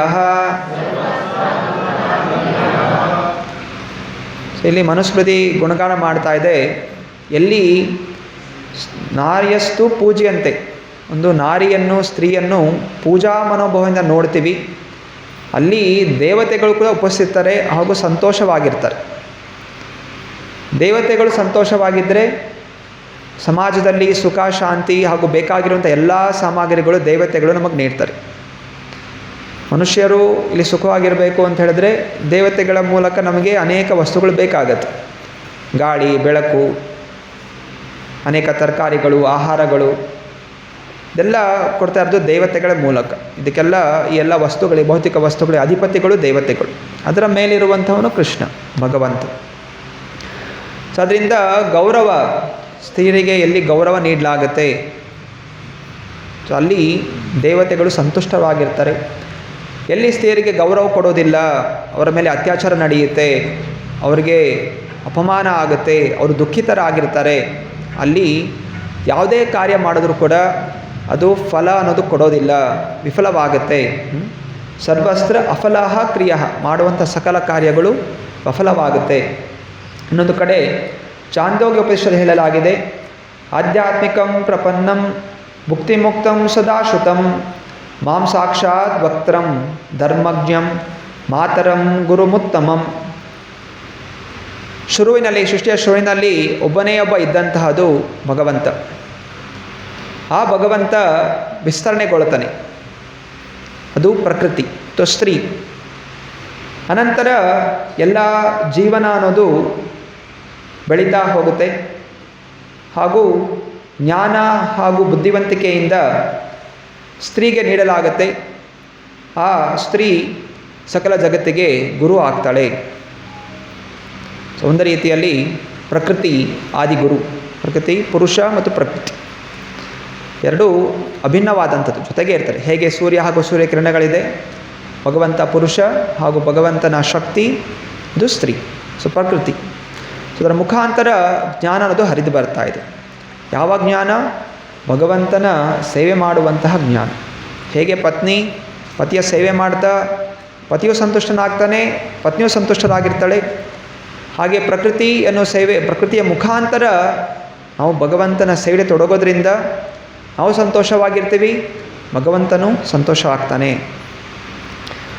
ಹಾಗೂ ಭೀಷ್ಮ ಪಿತಾಮಹ ಮಹಾಭಾರತದಲ್ಲಿ ಅನುಶಾಸನ ಪರ್ವದಲ್ಲಿ 13ನೇ ಅಧ್ಯಾಯ, 13ನೇ ಪರ್ವ 47ನೇ ಅಧ್ಯಾಯ 26ನೇ ಶ್ಲೋಕ, ಪುತ್ರ ಮತ್ತು ಪುತ್ರಿ ಇಬ್ಬರು ಸಮಾನ ಅನ್ನುವಂಥ ಮಾತನ್ನು ಕೂಡ ಹೇಳಿದ್ದಾರೆ. ಸೊ ಶಾಸ್ತ್ರದಲ್ಲಿ ಎಲ್ಲೂ ಕೂಡ ಪುತ್ರ ಮತ್ತು ಪುತ್ರಿಗೆ, ಹೆಣ್ಣು ಮಕ್ಕಳು ಗಂಡು ಮಕ್ಕಳು ಇದರಲ್ಲಿ ಯಾವುದೇ ರೀತಿಯ ಭೇದ ಭಾವ ಅನ್ನೋದು ಮಾಡಿಲ್ಲ. ಇಬ್ಬರಿಗೂ ಸಮಾನತೆ ಅನ್ನೋದು ಶಾಸ್ತ್ರ ನೀಡ್ತಾ ಇದೆ, ಆಚಾರ್ಯರು ಹೇಳಿದ್ದಾರೆ. ಹಾಗೂ ಇತಿಹಾಸದಲ್ಲೂ ಕೂಡ ಹಾಗೂ ಪೌರಾಣಿಕವಾಗಿ ಕೂಡ ಅನೇಕ ಸ್ತ್ರೀಯರ ಬಗ್ಗೆ ಗುಣಗಾನ ಅನ್ನೋದು ಮಾಡಲಾಗಿದೆ. ಸೊ ಉದಾಹರಣೆಗೆ ಕೆಲವು ಉದಾಹರಣೆಗಳು ತಗೊಳ್ಳೋಣ. ಸಚಿಮಾತಾ, ಸಚಿದೇವಿ ಚೈತನ್ಯ ಮಹಾಪ್ರಭುಗಳ ತಾಯಿ. ಚೈತನ್ಯ ಮಹಾಪ್ರಭುಗಳ ತಂದೆ ತಾಯಿ ಜಗನ್ನಾಥ ಮಿಶ್ರ ಹಾಗೂ ಸಚಿದೇವಿ. ಸಚಿದೇವಿಗೆ ಇಬ್ಬರು ಮಕ್ಕಳು, ವಿಶ್ವಾಂಬರ ಹಾಗೂ ವಿಶ್ವರೂಪ. ಕ್ರಮೇಣವಾಗಿ ಜಗನ್ನಾಥ ಮಿಶ್ರ ದೇಹತ್ಯಾಗ ಮಾಡ್ತಾಳೆ. ಸಚಿಮಾತಾ ಅವರ ಇಬ್ಬರು ಮಕ್ಕಳು ವಿಶ್ವರೂಪ ಹಾಗೂ ವಿಶ್ವಾಂಬರ ಚೈತನ್ಯ ಮಹಾಪ್ರಭು ಇಬ್ಬರೂ ಕೂಡ ಸನ್ಯಾಸವನ್ನು ಸ್ವೀಕಾರ ಮಾಡ್ತಾರೆ. ಸೊ ಅಂತಹ ವ್ಯಕ್ತಿತ್ವ ಸಚಿದೇವಿದು. ಇಬ್ಬರು ಮಕ್ಕಳನ್ನು ಲೋಕ ಕಲ್ಯಾಣಕ್ಕೋಸ್ಕರ ಅವರು ನೀಡಿದ್ರು. ಸೊ ನಂತರ ಅವರ ಮುಖಾಂತರವೇ ಈ ಹರೇ ಕೃಷ್ಣ ಮಹಾಮಂತ್ರ ಪ್ರಚಾರ ಆಗ್ತಾ ಈ ದಿವಸ ವಿಶ್ವಾದ್ಯಂತ ಜನರು ಭಕ್ತಿ ಆಚರಣೆ ಮಾಡ್ತಾ ಇದ್ದಾರೆ. ಹಾಗೂ ಈ ದೈವಿ ವರ್ಣಾಶ್ರಮವನ್ನು ಜೀವನ ಅನುಸರಿಸುತ್ತಾ ಸಂತೋಷಮಯ ಜೀವನವನ್ನು ನಡೆಸ್ತಾ ಇದ್ದಾರೆ. ಅನಂತರ ಉದಾಹರಣೆ ವಿಷ್ಣುಪ್ರಿಯ, ಚೈತನ್ಯ ಮಹಾಪ್ರಭುಗಳ ಪತ್ನಿ. ಚೈತನ್ಯ ಮಹಾಪ್ರಭುಗಳು ಸನ್ಯಾಸವನ್ನು ಸ್ವೀಕಾರ ಮಾಡಿದಾಗ ವಿಷ್ಣುಪ್ರಿಯ ಮನೆಯಲ್ಲಿ ಕುಳಿತು ತನ್ನ ಪತಿಯ ಆದೇಶಗಳನ್ನು ಪಾಲನೆ ಮಾಡ್ತಾಯಿತ್ತು. ಪ್ರತಿನಿತ್ಯ ಅವಳು ಹರೇ ಕೃಷ್ಣ ಮಹಾಮಂತ್ರ ಜಪಿಸ್ತಾ ಇತ್ತು. ಒಂದೊಂದು ಮಾಲೆ ಜಪಿಸಿದಾಗ ಒಂದು ಅಕ್ಕಿ ಕಾಳನ್ನು ಅವಳು ಸಂಗ್ರಹ ಮಾಡ್ತಾಯಿದ್ಳು. ಬೆಳಗ್ಗೆಯಿಂದ ರಾತ್ರಿ ತನಕ ಎಷ್ಟು ಮಾಲೆ ಜಪ ಆಗ್ತಾಯಿತ್ತು ಅಷ್ಟು ಅಕ್ಕಿ ಕಾಳುಗಳನ್ನು ಸಂಗ್ರಹಣ ಮಾಡಿ ಅಷ್ಟೇ ಅವಳು ಆಹಾರವನ್ನು ಸ್ವೀಕಾರ ಮಾಡ್ತಾಯಿತ್ತು. ಜಪ ಮಾಡಲಿಲ್ಲ ಅಂತ ಹೇಳಿದ್ರೆ ಆಹಾರ ಇಲ್ಲ. ಅದನ್ನು ಅಧಿಕವಾಗಿ ತಿನ್ನಬೇಕು ಅಂತ ಹೇಳಿದ್ರೆ ಅಧಿಕವಾಗಿ ನಾನು ಜಪ ಮಾಡಬೇಕು. ಅದು ಒಂದು ಮಂತ್ರ ಅಲ್ಲ, ಒಂದು ಮಾಲೆ. ಸೊ 108 ಬಾರಿ ಜಪಿಸಿದಾಗ ಒಂದು ಅಕ್ಕಿ ಕಾಳು. ಸೊ ಹೀಗೆ ವಿಷ್ಣುಪ್ರಿಯ ಸೊ ಭಕ್ತಿ ಹೇಗೆ ಆಚರಣೆ ಮಾಡಬೇಕು ಅನ್ನೋದನ್ನು ಅವರು ತೋರಿಸ್ಕೊಟ್ಟಿದ್ದಾರೆ. ಮೂರನೇದಾಗಿ ಜಾನವಾದೇವಿ ನಿತ್ಯಾನಂದ ಪ್ರಭುಗಳ ಪತ್ನಿ. ನಿತ್ಯಾನಂದ ಪ್ರಭುಗಳು ಅದೃಶ್ಯರಾದಮೇಲೆ ಜಾನದೇವಿ ಗುರುಗಳಾಗಿ ಅವರು ಪ್ರಚಾರ ಮಾಡ್ತಾಯಿದ್ರು, ಪ್ರವಚನಗಳು ಕೊಡ್ತಾಯಿದ್ರು. ಅತ್ಯಂತ ಧೈರ್ಯದಿಂದ ಅವರು ಅನೇಕರಿಗೆ ಕೃಷ್ಣ ಭಕ್ತಿಯ ಉಪದೇಶನೂ ಕೊಡ್ತಾಯಿದ್ರು, ದೀಕ್ಷಾ ಕೂಡ ಕೊಡ್ತಾಯಿದ್ರು. ಸೊ ಇಷ್ಟು ಒಂದು ಶಕ್ತಿ ಹಾಗೂ ಯೋಗ್ಯತೆ ಅವರಿಗೆ ಸಮಾಜ ನೀಡ್ತಾಯಿತ್ತು. ಹಾಗೂ ಅದಕ್ಕಿಂತ ಪೌರಾಣಿಕವಾದಂತಹ ಸ್ತ್ರೀಯರು ಸತಿ ಸಾವಿತ್ರಿ ಅವರ ಕಥೆಗಳು ಕೇಳಿದ್ದೀವಿ. ಹೇಗೆ ಎಂತಹ ಪತಿವ್ರತಾ ಸ್ತ್ರೀ, ಅವಳು ತನ್ನ ಪತಿ ಸತ್ಯವಾನ್ ಯಮಲೋಕ ಕರ್ಕೊಂಡು ಹೋದರೂ ಕೂಡ ಅವಳ ಪತಿವ್ರತೆಯ ಶಕ್ತಿಯಿಂದ ಅವಳನ್ನು ಮರಳಿ ವಾಪಸ್ ತರ್ತಾಳೆ. ಸೊ ಹೀಗೆ ಸ್ತ್ರೀಯ ಗುಣಗಾನ ಮಾಡಲಾಗಿದೆ. ಪಾಂಡವರ ತಾಯಿ ಕುಂತಿ ಮಹಾರಾಣಿ, ಎಷ್ಟೆಲ್ಲ ಕಷ್ಟಗಳಿತ್ತು. ಸಣ್ಣ ವಯಸ್ಸಿನಲ್ಲಿಯೇ ಪತಿ, ಯಾರು ಕುಂತಿಯ ಪತಿ ಪಾಂಡು ಮಹಾರಾಜ, ಅವನು ದೇಹ ತ್ಯಾಗ ಮಾಡ್ತಾನೆ. ಅವನ 2ನೇ ಹೆಂಡತಿ ಮಾದ್ರಿ, ಅವಳು ಜೊತೆಯಲ್ಲಿ ಸತಿಯನ್ನು ಸ್ವೀಕಾರ ಮಾಡ್ತಾಳೆ. ಕುಂತಿ ಮಹಾರಾಣಿ ಈ 5 ಜನ ಪಾಂಡವರನ್ನು ತುಂಬ ಪ್ರೀತಿಯಿಂದ ಬೆಳೆಸ್ತಾಳೆ, ಕಷ್ಟಪಟ್ಟು ಬೆಳೆಸ್ತಾಳೆ. ಕೌರವರು, ದುರ್ಯೋಧನ, ಧೃತರಾಷ್ಟ್ರ ನಾನಾ ರೀತಿಯ ಚಿತ್ರಹಿಂಸೆ ಕೊಡ್ತಾರೆ, ಸಾಯಿಸ್ಲಿಕ್ಕೆ ಪ್ರಯತ್ನ ಮಾಡ್ತಾರೆ. ಆದರೆ ಎಲ್ಲ ಪರಿಸ್ಥಿತಿಗಳಲ್ಲೂ ಕೂಡ ಆ ಮಕ್ಕಳಿಗೆ ಕೃಷ್ಣ ಭಕ್ತಿಯನ್ನು ಕೊಡ್ತಾ, ಅವಳು ಕೃಷ್ಣ ಭಕ್ತಿಯನ್ನು ಆಚರಣೆ ಮಾಡ್ತಾ, ಕೊನೆಯಲ್ಲಿ ಸಕಲ ರಾಜ್ಯ ಎಲ್ಲ ಸಿಕ್ಕಿದೆ, ಪಾಂಡವರು ಗೆದ್ದಿದ್ದಾರೆ.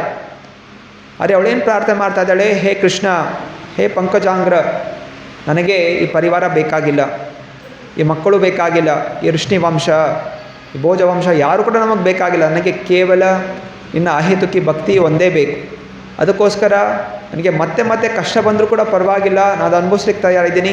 ಅದೇ ಸುಖದಲ್ಲಿ ನಿನ್ನನ್ನು ಮರೀಲಿಕ್ಕೆ ನಾನು ತಯಾರಿಲ್ಲ ಅಂತ ಪ್ರಾರ್ಥನೆ, ಕುಂತಿಮಾಹಿನ ಪ್ರಾರ್ಥನೆಗಳು ಶ್ರೀಮದ್ ಭಾಗವತ ಕೊಂಡಾಡುತ್ತೆ. ಹಾಗೆಯೇ ಸೀತಾಮಾತೆ, ರಾಮಾಯಣದಲ್ಲಿ ಸೀತೆಯ ಗುಣಗಾನ ಮಾಡಲಾಗುತ್ತೆ. ಎಂತಹ ಧೈರ್ಯವಾದಂತಹ ಶುದ್ಧವಾದಂತಹ ಸ್ತ್ರೀ. ಅಂಥ ಕಷ್ಟದಲ್ಲೂ ಕೂಡ ಅಶೋಕ ವಾಟಿಕದಲ್ಲಿ ಅನೇಕ ತಿಂಗಳಿದ್ದು ಕ್ರೂರವಾದಂತಹ ರಾವಣ ಅನೇಕ ರಾಕ್ಷಸಿಯರನ್ನು ಇಟ್ಟು ಪ್ರತಿ ದಿವಸ ಹೆದರಿಸ್ತಾ ಇದೆ. 700 ರಾಕ್ಷಸಿಯರಿದ್ದು ಅವಳ ಕಾವಲುಗೋಸ್ಕರ. ಸೊ ಎಷ್ಟು ಒಂದು ರೀತಿಯ ಹಗಲು ರಾತ್ರಿ ಅವರು ಚಿತ್ರಹಿಂಸೆ ಕೊಡ್ತಾಯಿದ್ರು. ಮದುವೆ ಮಾಡ್ಕೊ, ರಾಮ ಬರೋದಿಲ್ಲ. ಸೊ ಈ ರೀತಿ ಮನಸ್ಸನ್ನು ಕುಂದಿಸುವಂಥದ್ದು ಇಂತಹ ಒಂದು ಉಪಾಯ ಮಾಡ್ತಾಯಿದ್ರು. ಆದರೆ ಆ ಪರಿಸ್ಥಿತಿಯಲ್ಲೂ ಸೀತೆ ಏನು ತುಂಬ ಧೈರ್ಯದಿಂದ ಮಾತಾಡ್ತಾ ಇದ್ದು. ರಾವಣ ಬಂದಾಗ ರಾವಣನಿಗೆ ಹೇಳ್ತಾ ಇದ್ದು, ನಿನಗೆ ನಾನು ಅವಕಾಶ ಕೊಡ್ತಾ ಇದ್ದೀನಿ, ರಾಮನಿಗೆ ಶರಣಾಗು, ನನ್ನನ್ನು ರಾಮನಿಗೆ ಒಪ್ಪಿಸು, ನಿನ್ನನ್ನು ಸಾವಿನಿಂದ ನಾನು ನಿನಗೆ ರಕ್ಷಣೆ ಕೊಡ್ತೀನಿ ಅಂತ. ಅಷ್ಟು ಧೈರ್ಯ ಸೀತಾದೇವಿಗೆ. ಹಾಗೂ ಅಷ್ಟೇ ನಮ್ರ ಭಾವನೆ. ಕ್ರಮೇಣವಾಗಿ ರಾಮ ಮತ್ತು ಅವಳನ್ನು ವನವಾಸಕ್ಕೆ ಕಳಿಸ್ತಾಳೆ, ವಾಲ್ಮೀಕಿಗಳ ಆಶ್ರಮಕ್ಕೆ ಕಳಿಸ್ತಾರೆ. ಆದರೂ ಕೂಡ ಆಯಿತು, ರಾಮನ ಇಚ್ಛೆಗೋಸ್ಕರ, ರಾಮನ ಗುಣಗಾನಕ್ಕೋಸ್ಕರ, ಸಮಾಜಕ್ಕೋಸ್ಕರ ಅದನ್ನು ಕೂಡ ಸ್ವೀಕಾರ ಮಾಡಿ ತಯಾರಿದ್ದೀನಿ ಅಂತ ಹೇಳಿ ವಾಲ್ಮೀಕಿ ಆಶ್ರಮಕ್ಕೆ ಹೋಗ್ತಾಳೆ. ರಾಣಿಯ ಪುತ್ರಿ, ಜನಕ ಮಹಾರಾಜನ ಮಗಳು. ಆದರೂ ಕೂಡ ಆ ಎಲ್ಲ ಒಂದು ನಾನು ಶ್ರೀಮಂತಿಕೆ, ವೈಭವ ಎಲ್ಲನೂ ತ್ಯಾಗ ಮಾಡಿ ಕೇವಲ ಪತಿಯ ಸಂತೋಷ, ನನ್ನ ಸಂತೋಷ. ಸೊ ರಾಮಚಂದ್ರನ ಇಚ್ಛೆ, ನನ್ನ ಇಚ್ಛೆ, ಅದಕ್ಕೋಸ್ಕರ ಎಂಥ ಕಷ್ಟಪಡಲಿಕ್ಕೂ ನಾನು ತಯಾರಿದ್ದೀನಿ. ಸೊ ಇದು ಒಬ್ಬ ಭಕ್ತನ ಲಕ್ಷಣ. ಯಥಾ ತಥಾವ ವಿಧಾತು ಲಂಪಟೋ ಮತ್ಪ್ರಾಣನಾಥಸ್ತು ಸ ಏವ ನಾಪರಃ. ಚೈತನ್ಯ ಮಹಾಪ್ರಭು ಶಿಕ್ಷಾಶ್ರಮ ಕೊಟ್ಟಿದ್ದಾರೆ. ಭಕ್ತ ಅಪೇಕ್ಷೆ ಪಡೋದಿಲ್ಲ, ಭಗವಂತ ನಂಗೆ ಸುಖವಾಗಿಟ್ಕೋ, ನಾನು ಸುಖವಾಗಿಟ್ಟ ನೀನು ಭಕ್ತಿ ಮಾಡ್ತೀನಿ, ಸುಖವಾಗಿಟ್ಟ ನೀನು ದಾನ ಕೊಡ್ತೀನಿ. ಇದು ಭಕ್ತಿಯ ಲಕ್ಷಣ ಅಲ್ಲ. ಸೊ ಶುದ್ಧ ಭಕ್ತಿಯ ಲಕ್ಷಣ ಏನು? ನನಗೇನು ಬೇಕಾದ್ರೂ ನೀನು ಮಾಡು, ಆದರೆ ಯಾವತ್ತೂ ನಾನು ನಿನ್ನ ಮರಿಬಾರ್ದು, ಇದೊಂದೇ ನಾನು ಬೇಡ್ಕೊಳ್ಳುವಂಥದ್ದು. ಇದು ಶುದ್ಧವಾದ ಭಕ್ತಿ. ಇದು ಸೀತಾಮಾತೆ ಹೇಳ್ತಾರೆ. ಇನ್ನು ಒಂದು ಮಾರ್ಕಂಡೇ ಪುರಾಣದಲ್ಲಿ ಒಂದು ಕಥೆ ಇದೆ. ಅದರಲ್ಲಿ ಮಂದಸ್ಯ ಅನ್ನುವಂಥ ಋಷಿಗಳು ಒಬ್ಬ ಕೌಶಿಕ ಅಂತ ಬ್ರಾಹ್ಮಣನಿಗೆ ಶಾಪ ಹಾಕ್ತಾರೆ. ಅದು ಕಾರಣ ಶಾಪ ಹಾಕಿ, ನಾಳೆ ಬೆಳಗ್ಗೆ ಸೂರ್ಯ ಉದಯ ಆದಾಗ ನೀನು ಮರಣ ಹೊಂದಬೇಕು ಅಂತ ಶಾಪ ಹಾಕ್ತಾಳೆ. ಆದರೆ ಆ ಕೌಶಿಕ ಬ್ರಾಹ್ಮಣ ಹೆಂಡತಿ ಅವಳು ಎಂಥ ಪತಿವ್ರತಾ ಸ್ತ್ರೀ ಅಂತ ಹೇಳಿದ್ರೆ, ಅವಳು ಒಂದು ಸಂಕಲ್ಪ ಮಾಡ್ಕೋತಾಳೆ, ನಾನು ಪತಿವ್ರತಾ ಸ್ತ್ರೀ ಆಗಿದ್ದರೆ, ನಾನು ಶುದ್ಧವಾಗಿ ನಾನು ಈ ವ್ರತವನ್ನು ಪಾಲನೆ ಮಾಡಿದರೆ ನಾಳೆ ಸೂರ್ಯನೇ ಉದಯ ಆಗಬಾರ್ದು ಅಂತ ಹೇಳಿ ಒಂದು ಸಂಕಲ್ಪ ಮಾಡ್ತಾಳೆ. ಆ ಶಕ್ತಿಯಿಂದ, ಪತಿವ್ರತ ಶಕ್ತಿಯಿಂದ ಮರುದಿವಸ ಸೂರ್ಯ ಉದಯನೇ ಆಗೋದಿಲ್ಲ, ಆ ರಥ ನಿಂತೋಗುತ್ತೆ, ಸೂರ್ಯನ ರಥ ನಿಂತೋಗುತ್ತೆ. ಇದು ಇತಿಹಾಸದಲ್ಲಿ ನಡೆದಂತಹ ಒಂದು ಅದ್ಭುತವಾದಂಥ ಘಟನೆ. ಅದು ಆಗಿದೆ ಯಾರಿಂದ? ಒಂದು ಸ್ತ್ರೀ ಶಕ್ತಿಯಿಂದ. ಸೊ ಈ ರೀತಿ ಸ್ತ್ರೀಯರ ಒಂದು ಗುಣಗಾನ ಅನ್ನುವಂಥದ್ದು ಶಾಸ್ತ್ರ ಮಾಡುತ್ತೆ. ಸ್ತ್ರೀಗೆ ಸಮಾನವಂತ ಗೌರವ ಅನ್ನೋದು ನೀಡ್ತಾ ಇದೆ. ಯಾವುದೇ ರೀತಿಯ ಭೇದ ಭಾವ ಶಾಸ್ತ್ರಗಳು ಮಾಡೋದಿಲ್ಲ. ಹಾಗೂ ಇತ್ತೀಚೆಗಿನ ಒಂದು ಕಥೆಗಳಲ್ಲೂ ಕೂಡ ಕ್ರಿಸ್ತ ಶತಕದ ನಂತರ ಸೊ ಅನೇಕ ರಾಣಿಯರ ಬಗ್ಗೆ ಗುಣಗಾನ ಇದೆ. ಝಾನ್ಸಿ ರಾಣಿ ಲಕ್ಷ್ಮೀಬಾಯಿ, ಕಿತ್ತೂರು ರಾಣಿ ಚೆನ್ನಮ್ಮ, ಎಲ್ಲ ಗುಣಗಾನ. ಎಷ್ಟು ಧೈರ್ಯದಿಂದ ತಮ್ಮ ದೇಶಕ್ಕೋಸ್ಕರ ಹೋರಾಡಿದ್ರು, ಯುದ್ಧ ಮಾಡಿದ್ರು. ಎಲ್ಲ ರೀತಿಯ ಬುದ್ಧಿ ಇತ್ತು, ವಿದ್ಯಾಭ್ಯಾಸ ಇತ್ತು, ಶಸ್ತ್ರವಿದ್ಯೆ ಇತ್ತು. ಇದೆಲ್ಲವೂ ಕೂಡ ಅವರಿಗೆ ನೀಡಲಾಗ್ತಾಯಿತ್ತು. ಎಲ್ಲೂ ಕೂಡ ಸ್ತ್ರೀಯರನ್ನು ದಬ್ಬಾಳಿಕೆ ಮಾಡುವಂಥದ್ದು ಅನ್ನುವಂಥದ್ದು ವೈದಿಕವಾದಂತಹ ಒಂದು ಸಂಸ್ಕೃತಿಯಲ್ಲಿ ಇರಲೇ ಇರಲಿಲ್ಲ. ಇದೆಲ್ಲ ಬಂದಂಥದ್ದು ಕ್ರಮೇಣವಾಗಿ. ಯಾವಾಗ ಕಲಿಯುಗಾನದ ಶುರು ಆಯಿತು, ಅನಂತರ ಪಾಶ್ವ ದೇಶದ ಒಂದು ಜನರು, ಮಲೇಚರು ಇವರೆಲ್ಲ ಬರಲಿಕ್ಕೆ ಶುರು ಮಾಡಿದ್ರು. ಆವಾಗಿಂದ ಸ್ತ್ರೀಯರ ಮೇಲೆ ಅತ್ಯಾಚಾರ, ಅದಕ್ಕೋಸ್ಕರ ಸ್ತ್ರೀಯರಿಗೆ ಸ್ವತಂತ್ರ ಹೋರಾಟ, ಇದೆಲ್ಲವೂ ಕೂಡ ನಂತರ ಅನ್ನೋದು ಬರ್ತಾ ಹೋಗ್ತಾಯಿತ್ತು. ಆದರೆ ವೈದಿಕ ಸಂಸ್ಕೃತಿಯಲ್ಲಿ, ವರ್ಣಾಶ್ರಮ ಧರ್ಮದಲ್ಲಿ ಎಲ್ಲ ಜೀವಿಗಳಿಗೂ ಸಮಾನವಾದಂತಹ ಒಂದು ಸ್ಥಾನ ನೀಡಲಾಗಿತ್ತು. ಅದರಲ್ಲೂ ಮುಖ್ಯವಾಗಿ ಸ್ತ್ರೀಯರಿಗೆ ವಿಶೇಷವಾದ ಸ್ಥಾನ ಕೊಡಲಾಗ್ತಾಯಿತ್ತು. ಯಾವಾಗಲೂ ಕೂಡ ಸ್ತ್ರೀಗೆ ರಕ್ಷಣೆ ಅದು ಕೊಡಬೇಕು. ಸಣ್ಣ ಮಗುವಾಗಿರಬೇಕಾದ್ರೆ ತಂದೆ ತಾಯಿ ರಕ್ಷಣೆ ಕೊಡಬೇಕು, ಯವನಾವಸ್ಥೆಯಲ್ಲಿ ಪತಿ ರಕ್ಷಣೆ ಕೊಡಬೇಕು, ವೃದ್ಧಾಪ್ಯದಲ್ಲಿ ಮಕ್ಕಳು ಅವಳಿಗೆ ರಕ್ಷಣೆ ಕೊಡಬೇಕು. ಯಾವಾಗಲೂ ಕೂಡ ಸ್ತ್ರೀಯನ್ನು ರಕ್ಷಣೆ ಇಡಬೇಕು ಅನ್ನುವಂತಹ ಉಪದೇಶ ಕೂಡ ಶಾಸ್ತ್ರಗಳು ಮಾಡ್ತಾ ಇದೆ. ಇಸ್ಕಾನ್ನಲ್ಲೂ ಕೂಡ ಶ್ರೀಲ ಪ್ರಭುಪಾದರು ತಮ್ಮ ಅನೇಕ ಸ್ತ್ರೀ ಶಿಷ್ಯಂದರಿಗೆ ಪ್ರೋತ್ಸಾಹ ಕೊಡ್ತಾಯಿದ್ರು, ಪ್ರಚಾರ ಮಾಡಲಿಕ್ಕೆ, ಕೀರ್ತನೆಗಳು ಮಾಡಲಿಕ್ಕೆ. ಹಾಗೂ ದೊಡ್ಡ ದೊಡ್ಡ ಕಾರ್ಯಕ್ರಮಗಳು, ಪಂಡಾಲ್ ಪ್ರೋಗ್ರಾಮ್ಗಳು ಮಾಡ್ತಾಯಿದ್ರು. ಅನೇಕ ದೊಡ್ಡ ದೊಡ್ಡ ಸ್ಟೇಜ್ಗಳು ಹಾಕಿ ಸಾವಿರಾರು ಜನರ ಮುಂದೆ ಅವರ ಶಿಷ್ಯಂದರು ಕೀರ್ತನೆಗಳು ಮಾಡ್ತಾಯಿದ್ರು. ರಸ್ತೆಗಳಲ್ಲಿ ಹೋಗುವಂಥದ್ದು, ಪುಸ್ತಕಗಳು ವಿತರಣೆ ಮಾಡುವಂಥದ್ದು, ಭಗವದ್ಗೀತಾ ಪ್ರವಚನ ಕೊಡುವಂಥದ್ದು, ಎಲ್ಲ ರೀತಿಯ ಪ್ರೇರಣೆ ಶ್ರೀಲ ಪ್ರಭುಪಾದರು ಕೂಡ ಕೊಡ್ತಾಯಿದ್ರು. ಸೊ ಹೀಗೆ ಪ್ರಭುಪಾದರು ತೋರಿಸ್ಕೊಡ್ತಾಯಿದ್ರು. ಎಲ್ಲೂ ಕೂಡ ಭೇದ ಭಾವ ಅನ್ನೋದು ಇಲ್ಲ. ಯಾಕಂದರೆ ಇದು ಕೇವಲ ಶರೀರ ಅಷ್ಟೇ. ಅದೇ ಶರೀರಗಳಿಂದ ಆತ್ಮ ಅದು ದಿವ್ಯವಾದಂಥದ್ದು, ಸಚ್ಚಿದಾನಂದ ರೂಪಿ. ಹಾಗೂ ಆತ್ಮಕ್ಕೆ ಅದರ ಸ್ವಂತವಾದಂತಹ ಒಂದು ರೂಪ ಇದೆ, ಅದು ವೈಕುಂಠ ಲೋಕದಲ್ಲಿ ಪ್ರಕಟವಾಗುತ್ತೆ. ಈ ಜಗತ್ತಿನಲ್ಲಿ ಒಬ್ಬ ಸ್ತ್ರೀ ರೂಪ ತೊಗೊಂಡಿದ್ದಾನೆ, ಒಬ್ಬ ಪುರುಷ ರೂಪ ಇದ್ದಾನೆ. ಆದರೆ ಅವನು ನಿಯಮಗಳು ಪಾಲನೆ ಮಾಡಲಿಲ್ಲ, ಇಂದ್ರಿಯ ಭೋಗಕ್ಕೆ ಅವನು ಒಳಗಾದರೆ ಪುರುಷನಾದಂಥ ಬರ್ಜನ ಸ್ತ್ರೀ ಕೂಡ ಆಗ್ಬೋದು, ಸ್ತ್ರೀ ಮತ್ತೆ ಪುನಃ ಪುರುಷ ಕೂಡ ಆಗಬಹುದು. ಇದು ಕೂಡ ಅನೇಕ ಕಥೆಗಳು ಪೌರಾಣಿಕವಾಗಿ ಕೊಟ್ಟಿದ್ದಾರೆ. ಆದ್ದರಿಂದ ಸ್ತ್ರೀ ಇರಲಿ, ಪುರುಷ ಇರಲಿ, ಎಲ್ಲರ ಒಂದು ಧರ್ಮ ಶ್ರದ್ಧಾಭಕ್ತಿಯಿಂದ ನಿಯಮಗಳನ್ನು ಪಾಲನೆ ಮಾಡುತ್ತಾ ಹರೇ ಕೃಷ್ಣ ಕೃಷ್ಣ ಕೃಷ್ಣ ಹರೇ ಹರೇ, ಹರೇ ರಾಮ ರಾಮ ರಾಮ ಹರೇ ಹರೇ ಎಂದು ಜಪಿಸುವಂತಹದ್ದು.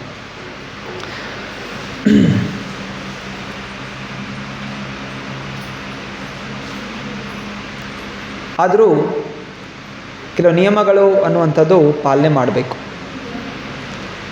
ಸ್ತ್ರೀ ಕೂಡ ಒಳ್ಳೆಯವರು, ಪುರುಷರು ಕೂಡ ಒಳ್ಳೆಯವರು, ಪ್ರಭುಪಾದ ಹೇಳ್ತಾ ಇದ್ರು. ಆದರೆ ಇಬ್ಬರು ಜೊತೆ ಕೂಡಿದ್ರೆ ಅವರು ಒಳ್ಳೆಯವರಾಗೋದಿರೋದಿಲ್ಲ. ಆದ್ದರಿಂದ ಒಂದು ನಿಯಮಗಳು ಅನ್ನುವಂಥದ್ದು ಪಾಲನೆ ಮಾಡಬೇಕು. ಯಾಕಂದರೆ ಒಂದು ಆತ್ಮ ಆ ದೇಹದಲ್ಲಿರಬೇಕಾದ್ರೆ ಅದು ಒಂದು ರೀತಿಯ ಕಾರ್ಯಗಳನ್ನು ಮಾಡುತ್ತೆ. ಹಾಗೆ ಪುರುಷನು ಕೂಡ ಆ ಆತ್ಮ ಪುರುಷನ ದೇಹದಲ್ಲಿರಬೇಕಾದ್ರೆ ಅದರ ಕೆಲವು ಚಟುವಟಿಕೆಗಳು ಅಂತ ಇರುತ್ತೆ. ಅದರಿಂದ ಆ ಇಂದ್ರಿಯಗಳು ಅನ್ನುವಂಥದ್ದು ಕುದುರೆಗಳ ಹಾಗೆ. ಕುದುರೆಗಳು ಹೆಂಗೆ ಬೇಕೋ ಓಡುತ್ತೆ. ಆದರೆ ಆ ರಥವನ್ನು ಓಡಿಸುವಂಥ ವ್ಯಕ್ತಿ ಅವನು ಶಕ್ತಿಶಾಲಿಯಾಗಿದ್ದರೆ ಆ ಕುದುರೆಗಳನ್ನು ನಿಯಂತ್ರಿಸಿ ರಥವನ್ನು ತನ್ನ ಒಂದು ಗುರಿಯ ಕಡೆ ಹೋಗಲಿಕ್ಕೆ ಸಾಧ್ಯವಾಗುತ್ತೆ. ಆದರೆ ವ್ಯಕ್ತಿ ಚಾಲಕನಿಗೆ ಶಕ್ತಿ ಇಲ್ಲ ಅಂತ ಹೇಳಿದ್ರೆ ಏನಾಗುತ್ತೆ, ರಥ ಅನ್ನೋದು ಚೂರು ಆಗುತ್ತೆ. ಹೇಗೆ ಇವಾಗ ಫಾರ್ಮುಲಾ 1 ರೇಸಿಂಗ್ ಅಂತ ನೋಡಿರ್ತಾರೆ, ಬೈಕ್ ರೇಸಿಂಗ್ ನೋಡಿರ್ತಾರೆ. ಅದು ತುಂಬ ಪವರ್ ಇರುತ್ತೆ ಅದಕ್ಕೆ.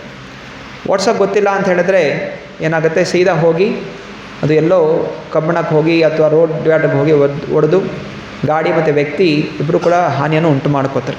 ಹಾಗೆಯೇ ಈ ಮನುಷ್ಯ ಶರೀರ ತುಂಬ ಶಕ್ತಿಯುತವಾದಂಥದ್ದು. ಅದೇ ಶಕ್ತಿನ ಹೇಗೆ ಉಪಯೋಗ ಮಾಡಬೇಕು ಅಂತ ಗೊತ್ತಿರಬೇಕು. ಅದಕ್ಕೆ ಬೇಕಾಗಿರುವಂಥ ನಿಯಮಗಳಿದ್ದರೆ, ತಪಸ್ಯ ಅನ್ನೋದಿದ್ದರೆ, ಆಗ ಈ ಒಂದು ಯಂತ್ರರೂಢಾನಿ ಮಾಯಯ ಭಗವದ್ಗೀತೆ ಹೇಳ್ತಾನೆ, ಇದೊಂದು ಯಂತ್ರ, ಈ ದೇಹ ಶರೀರ ಒಂದು ಯಂತ್ರ. ಆ ಯಂತ್ರ ಹೆಂಗೆ ಕೆಲಸ ಮಾಡುತ್ತೆ ಅಂತ ಗೊತ್ತಿರಬೇಕು. ಆ ಯಂತ್ರ ಬೇರೆ ಬೇರೆ ವಾತಾವರಣಕ್ಕೆ ಬೇರೆ ಬೇರೆ ರೀತಿ ಅದು ಪ್ರತಿಕ್ರಿಯಿಸುತ್ತೆ. ಆ ಪ್ರತಿಕ್ರಿಯೆ ಗೊತ್ತಾಗಲಿಲ್ಲ ಮತ್ತು ಹೇಗೋ ಜವಾಬ್ದಾರಿ ಇಲ್ಲದೆ ನಡೆಸಿದ್ರೆ ಏನಾಗುತ್ತೆ, ಹಾನಿ ಉಂಟಾಗುತ್ತೆ. ಆದ ಕಾರಣ ನಿಯಮಗಳ ಮೂಲಕ ನಡಿಬೇಕು, ಎಚ್ಚರಿಕೆಯಿಂದ ಇರಬೇಕು. ಹಾಗೆ ಸ್ವಧರ್ಮ, ಸ್ತ್ರೀಯರಿಗೆ ಶಾಸ್ತ್ರಗಳು ಕೊಟ್ಟಿರೋಂಥ ಸ್ವಧರ್ಮ ಏನು, ಒಳ್ಳೆಯ ವಿದ್ಯಾಭ್ಯಾಸ ಮಾಡ್ಕೋಬೇಕು, ಹಾಗೂ ಮನೆಯನ್ನು ಚೆನ್ನಾಗಿ ನೋಡ್ಕೋಬೇಕು, ಮನೆಯಲ್ಲಿರುವಂತಹ ಚಟುವಟಿಕೆಗಳನ್ನು ಚೆನ್ನಾಗಿ ಮಾಡಬೇಕು. ಇದು ಸ್ತ್ರೀಯರ ಧರ್ಮ. ಅಂದರೆ ಮನೆ ಶುಚಿಯಾಗಿಟ್ಟುಕೊಳ್ಳುವಂಥದ್ದು, ಮನೆಯಲ್ಲಿ ಪೂಜೆಗಳು ಆಚರಣೆ ಮಾಡುವಂಥದ್ದು, ಒಳ್ಳೆಯ ಮಕ್ಕಳಿಗೆ ಜನನವನ್ನು ಕೊಡುವಂಥದ್ದು, ಮಕ್ಕಳ ರಕ್ಷಣೆ ಮಾಡುವಂಥದ್ದು, ಹಾಗೂ ಮಕ್ಕಳನ್ನು ವಿದ್ಯಾಭ್ಯಾಸದಲ್ಲಿ ಭಕ್ತಿಯಲ್ಲಿ ಬೆಳೆಸುವಂಥದ್ದು ಇದು ಸ್ತ್ರೀ ಕೊಟ್ಟಿರುವಂಥ ಧರ್ಮ. ಹಾಗೆ ಪುರುಷನ ಧರ್ಮ ಕೊಟ್ಟಿರುವಂಥದ್ದು, ಅವನು ಪುರುಷ ಹೋಗಿ ಕೆಲಸ ಮಾಡುವಂಥದ್ದು, ಹಣ ಸಂಪಾದನೆ ಮಾಡುವಂಥದ್ದು, ಹಾಗೂ ಸ್ತ್ರೀಯರನ್ನು ಮಕ್ಕಳನ್ನು ರಕ್ಷಣೆ ಮಾಡುವಂಥದ್ದು ಇದಕ್ಕೆ ಪುರುಷ ಕೊಟ್ಟಿರುವಂಥ ಧರ್ಮ. ಇದು ವೈದಿಕವಾದಂಥ ನಿಯಮ. ಅದೇ ಕ್ರಮೇಣವಾಗಿ ಇದೇನಾಗಿದೆ, ಯಾವಾಗ ಕಲಿಯುಗದ ಪ್ರಭಾವದಿಂದ, ಕಲಿಪುರುಷನ ಪ್ರಭಾವದಿಂದ ಹಾಗೂ ಈ ಪಾಶ್ಚಾತ್ಯ ದೇಶಗಳ ಒಂದು ಪ್ರವೃತ್ತಿಯಿಂದ ಏನಾಗ್ತಾ ಇದೆ, ಆ ವ್ಯಕ್ತಿತ್ವ ಗುಣ ಏನಾಯಿತು, ಸ್ತ್ರೀಯರನ್ನು ಅತ್ಯಾಚಾರ ಮಾಡುವಂಥದ್ದು, ಸ್ವಾರ್ಥಕ್ಕೋಸ್ಕರ ಉಪಯೋಗಪಡಿಸುವಂಥದ್ದು ಅನ್ನೋದು ಶುರು ಆಯಿತು. ಸೊ ಕ್ರಮೇಣವಾಗಿ ಅದೇನಾಯಿತು, ಆ ಸ್ತ್ರೀಯರು ನಮಗೆ ಸ್ವತಂತ್ರತೆ ಬೇಕು ಅಂತ ಹೋರಾಟ ಮಾಡಲಿಕ್ಕೆ ಶುರು ಮಾಡಿದ್ರು. ಈ ವರ್ಣಾಶ್ರಮದಲ್ಲೂ ಅಷ್ಟೇ, ಬ್ರಾಹ್ಮಣ, ಕ್ಷತ್ರಿಯ, ವೈಶ್ಯ, ಶೂದ್ರ ಇದು 4 ವಿಭಾಗ ಮಾಡಿದರೂ ಕೂಡ ಸಮಾನವಾದಂಥ ಗೌರವ ಎಲ್ಲರೂ ಕೂಡ ನೀಡಲಾಗ್ತಾಯಿತ್ತು. ಅಂದರೆ ಎಲ್ಲವೂ ಕೂಡ ಈ ಪಾಶ್ಚಾತ್ಯ ದೇಶಗಳ ಒಂದು ಪ್ರಭಾವದಿಂದ ಅವರು ವಿಭಾಗ ಮಾಡಿದ್ರು, ಇದು ಬೇರೆ ಅದು ಬೇರೆ. ಯಾವುದೇ ರೀತಿಯ ಗೌರವ ಅನ್ನೋದು ಎಲ್ರಿಗೂ ಸಿಗ್ತಾಯಿತ್ತು. ಆದರೆ ಅವರು ಬಂದು ಇದನ್ನು ವಿಭಾಗ ಮಾಡಿದ್ರು, ಇಲ್ಲ ಇವ್ರ ಗೌರವ ಇಲ್ಲ, ಇದು ಮಾಡಿದ್ರೆ ಗೌರವ ಅಂಥೇಳಿ ಡಿವೈಡ್ ಆ್ಯಂಡ್ ರೂಲ್, ವಿಭಾಗ ಮಾಡಿ ಆಳ್ವಿಕೆ ಮಾಡಲಿಕ್ಕೆ ಇದೆಲ್ಲ ಒಂದು ಸಂಚು ಮಾಡಿರುವಂಥದ್ದು. ಹಾಗೆಯೇ ಆ ಒಂದು ವ್ಯಕ್ತಿತ್ವ, ಪಾಶ್ಚಾತ್ಯ ದೇಶದ ಒಂದು ವ್ಯಕ್ತಿತ್ವ ಏನು, ಸ್ತ್ರೀಯರನ್ನು ಭೋಗಿಸ್ಬೇಕು, ಅತ್ಯಾಚಾರ ಮಾಡುವ ವ್ಯಕ್ತಿತ್ವದಿಂದ ಅವ್ರು ಹೆಂಡರು ಸ್ತ್ರೀಯರು ಯಾಕೆ ಮನೆಯಲ್ಲೇ ಕೂರಬೇಕು, ಸ್ತ್ರೀಯರು ಪುರುಷರು ಸಮಾನ, ಅದರಿಂದ ನೀವು ಕೂಡ ಹೊರ ಬರಬೇಕು, ಮನೆಯಲ್ಲೇ ಕೂರಬಾರ್ದು, ಮನೆಯಿಂದ ಬರಬೇಕು, ಆಚೆ ಬರಬೇಕು, ನೀವು ಕೆಲಸ ಮಾಡಬೇಕು, ನೀವು ಸ್ವತಂತ್ರತೆಯಿಂದ ನೀವು ಓಡಾಡಬೇಕು, ಎಲ್ಲಿ ಬೇಕೋ ಹೋಗಬೇಕು, ಎಲ್ಲಿ ಬೇಕೋ ಏನು ಬೇಕಾದ್ರೂ ಮಾಡ್ಬೋದು, ಹೀಗೆ ಪುರುಷರು ನೀವು ಏನು ಬೇಕಾದ್ರೂ ಮಾಡ್ಬೋದು. ಹೀಗೆ ಆ ಒಂದು ಚಿಂತನೆಗಳನ್ನು ಅವ್ರು ತಂದರು. ನಾನಾ ರೀತಿಯ ಕಷ್ಟಗಳು ಉತ್ಪನ್ನ ಆಯಿತು. ಮತ್ತು ಅದರಿಂದ ಒಂದು ಸ್ತ್ರೀ ಸ್ವತಂತ್ರತೆ ಅಥವಾ ಸ್ತ್ರೀ ಸ್ವತಂತ್ರತಾವಾದ, ಫೆಮಿನಿಸಮ್ ಅನ್ನುವಂಥದ್ದು ಶುರು ಆಯಿತು. ಅನೇಕ ಸಂಘಟನೆಗಳಿದೆ ಆ ರೀತಿ, ಫೆಮಿನಿಸ್ಟ್ ಥಿಯರೀಸ್ ಅಂತ. ಸೊ ಅದರದ್ದು ಉದ್ದೇಶ ಏನು, ಸ್ತ್ರೀಯರು ಅವರಿಗೆ ಎಲ್ಲ ಕೆಲಸಗಳಲ್ಲೂ ಸಮಾನವಾಗಿ ಅವಕಾಶಗಳು ಕೊಡಬೇಕು, ಎಲ್ಲದರಲ್ಲೂ ಸಮಾನತೆ ಕೊಡಬೇಕು, ಉದ್ಯೋಗದಲ್ಲಿ, ಕೆಲಸಗಳಲ್ಲಿ.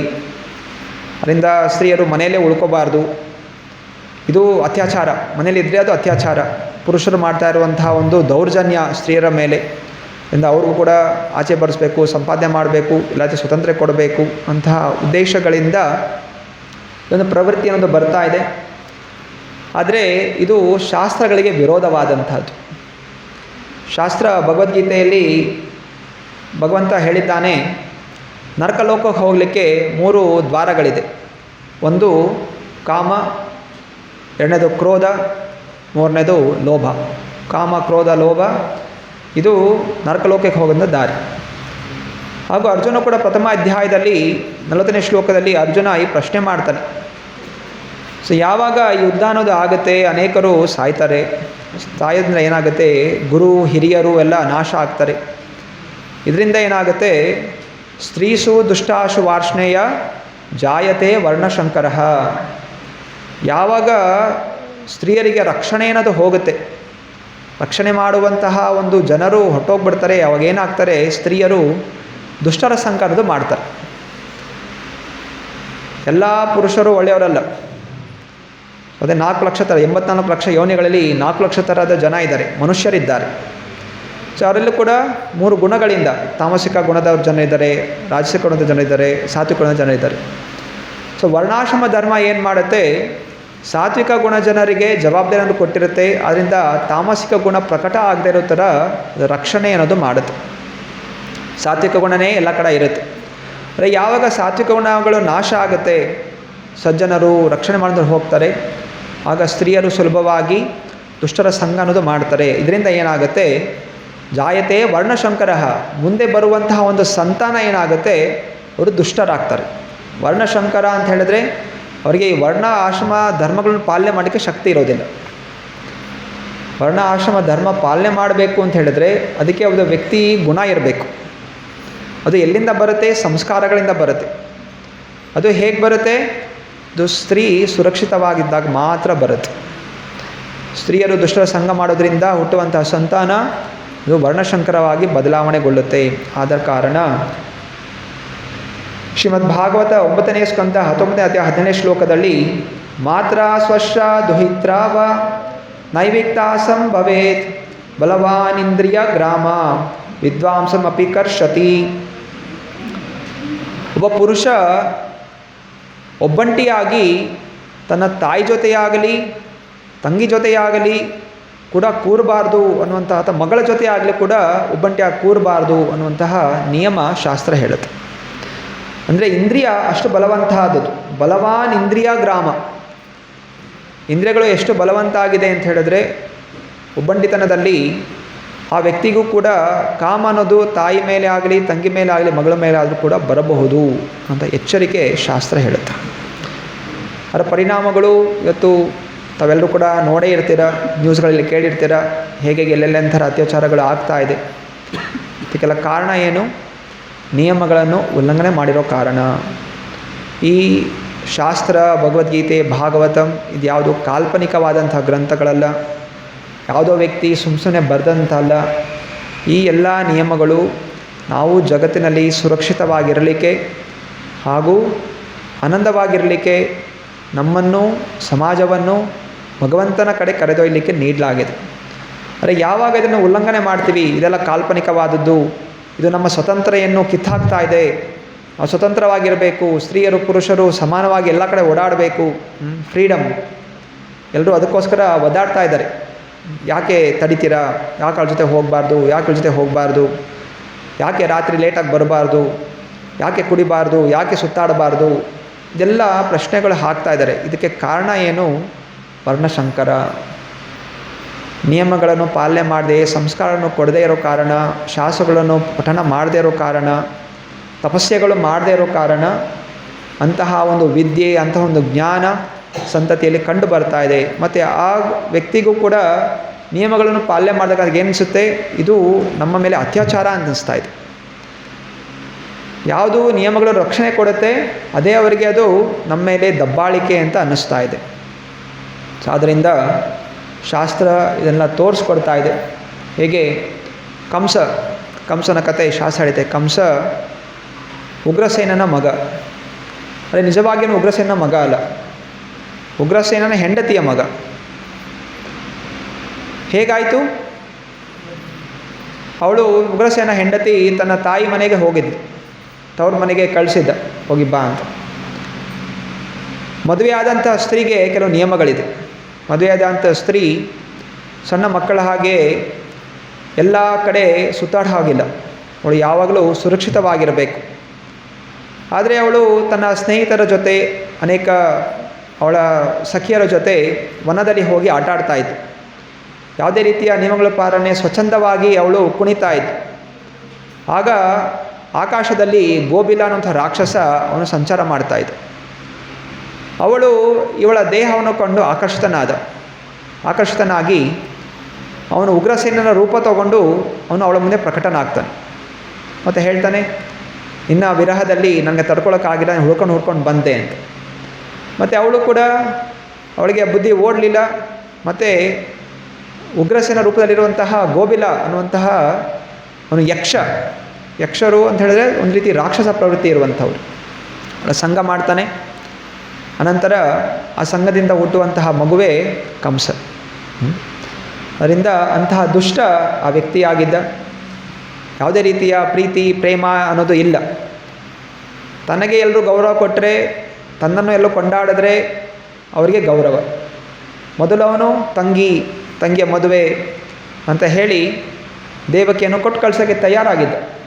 ಯಾವಾಗ ಆಕಾಶ ನುಡಿತು, ಈ ದೇವಕಿಯ ಮಗನೇ ನಿನ್ನ ಮೃತ್ಯುಗೆ ಕಾರಣ ಆಗ್ತಾನೆ ಅಂದ ತಕ್ಷಣ ತುರಂತವಾಗಿ ಅವಳನ್ನ ಸಾಯಿಸಲಿಕ್ಕೆ ಅವನು ಮುಂದಾದ. ಸ್ತ್ರೀ ಮೇಲೆ ಹಲ್ಲೆ ಮಾಡಲಿಕ್ಕೆ ಮುಂದಾದ. ಎಲ್ಲ ಸಂಬಂಧಗಳು ಎಲ್ಲ ಕೂಡ ಮರಿತು, ಎಲ್ಲ ಪ್ರೀತಿ ಹೋಯಿತು. ಕೇವಲ ನನ್ನ ಹತ್ಯೆಗೆ ಈ ಮಗು ಕಾರಣ ಆಗ್ತಾ ಇದ್ದ, ಇವಳು ಉಳಿಬಾರ್ದು. ಇದು ಒಂದು ವ್ಯತ್ಯಾಸ. ಇನ್ನೊಂದು ಕಡೆ ನೋಡ್ತೀವಿ, ಪ್ರಹ್ಲಾದ್ ಮಹಾರಾಜ ಸಂಸ್ಕಾರದಿಂದ ಬೆಳೆದಂಥ ವ್ಯಕ್ತಿ, ಗುರುಗಳನ್ನು ಸ್ವೀಕಾರ ಮಾಡ್ತಾ ನಾರದಮುನಿಗಳ ನಿರ್ದೇಶನದಲ್ಲಿ ಅವಳ ತಾಯಿ ಕೂಡ ತಪಸ್ಯವನ್ನು ಮಾಡಿ ಹುಟ್ಟಿದಂತಹ ಮಗು 5 ವರ್ಷದ ಒಂದು ಬಾಲಕದಲ್ಲಿ ತಂದೆ ನಾನಾ ರೀತಿಯ ಕಿರುಕುಳಗಳನ್ನು ಕೊಟ್ಟರು. ಬೆಂಕಿಯಲ್ಲಿ ಹಾಕೋದು, ವಿಷ ಕುಡಿಸ್ಲಿಕ್ಕೆ ಪ್ರಯತ್ನ ಮಾಡಿದ್ರು.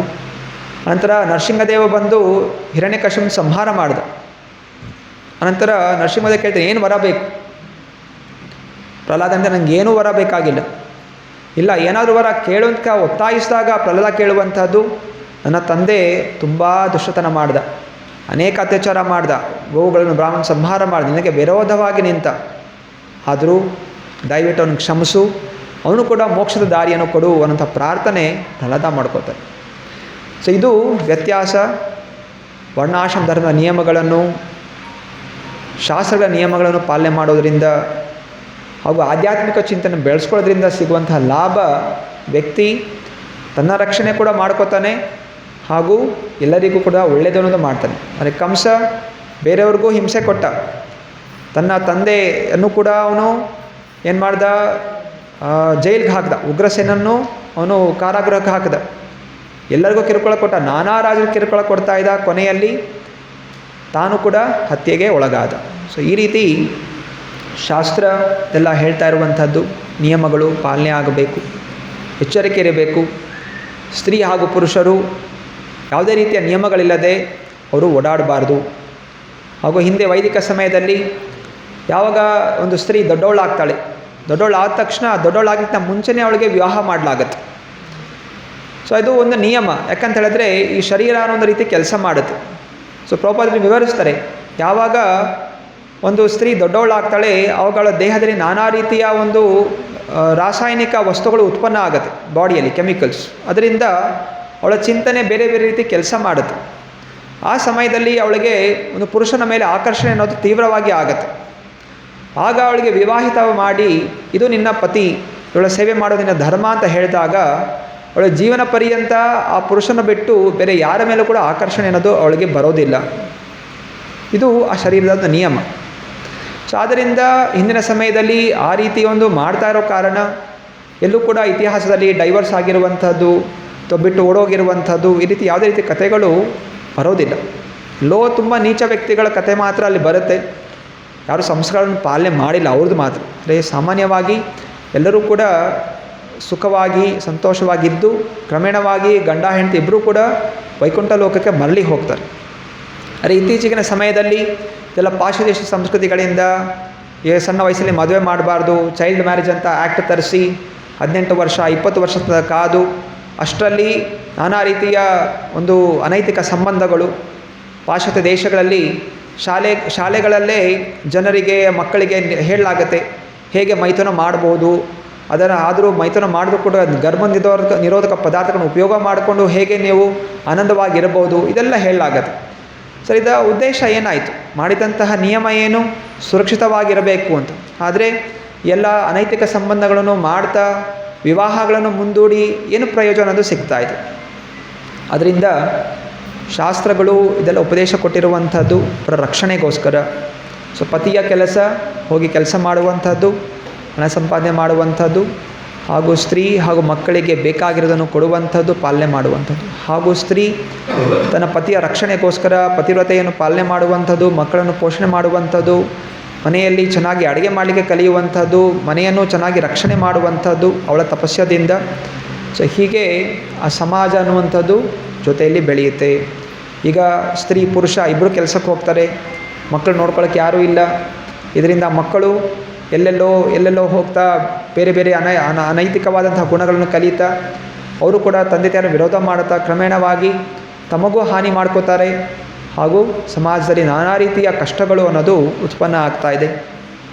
ಆದ ಕಾರಣ ಸೊ ಈ ಸ್ತ್ರೀನಾಂ ಸ್ತ್ರೀ ಸಂಗಿನಾಂ ಸಂಗಮ್ ಜೊತೆನ ಶ್ಲೋಕ ಹೇಳ್ತಾ ಇರುವಂಥದ್ದು,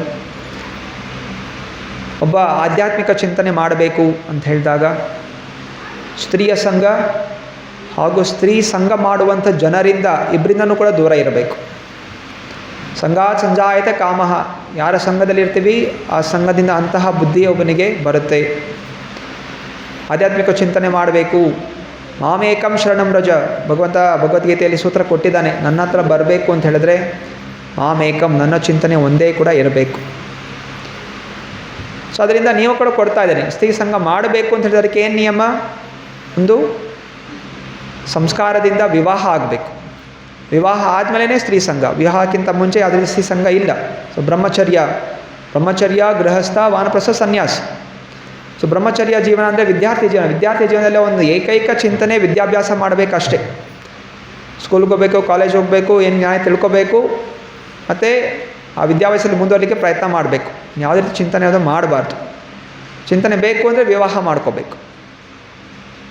ಟಿ ವಿ ನೋಡೋದು, ಯೂಟ್ಯೂಬ್ ನೋಡೋದು, ಅದರಲ್ಲಿ ಅನೈತಿಕವಾದಂಥ ಸಂದರ್ಭ ನೋಡಿಕೊಂಡು ಖುಷಿ ಪಡೋದು, ಇದೆಲ್ಲವೂ ಕೂಡ ಮನಸ್ಸನ್ನು ವಿಕೃತಗೊಳಿಸುತ್ತೆ, ದುಷ್ಟತನವನ್ನು ತರಿಸುತ್ತೆ.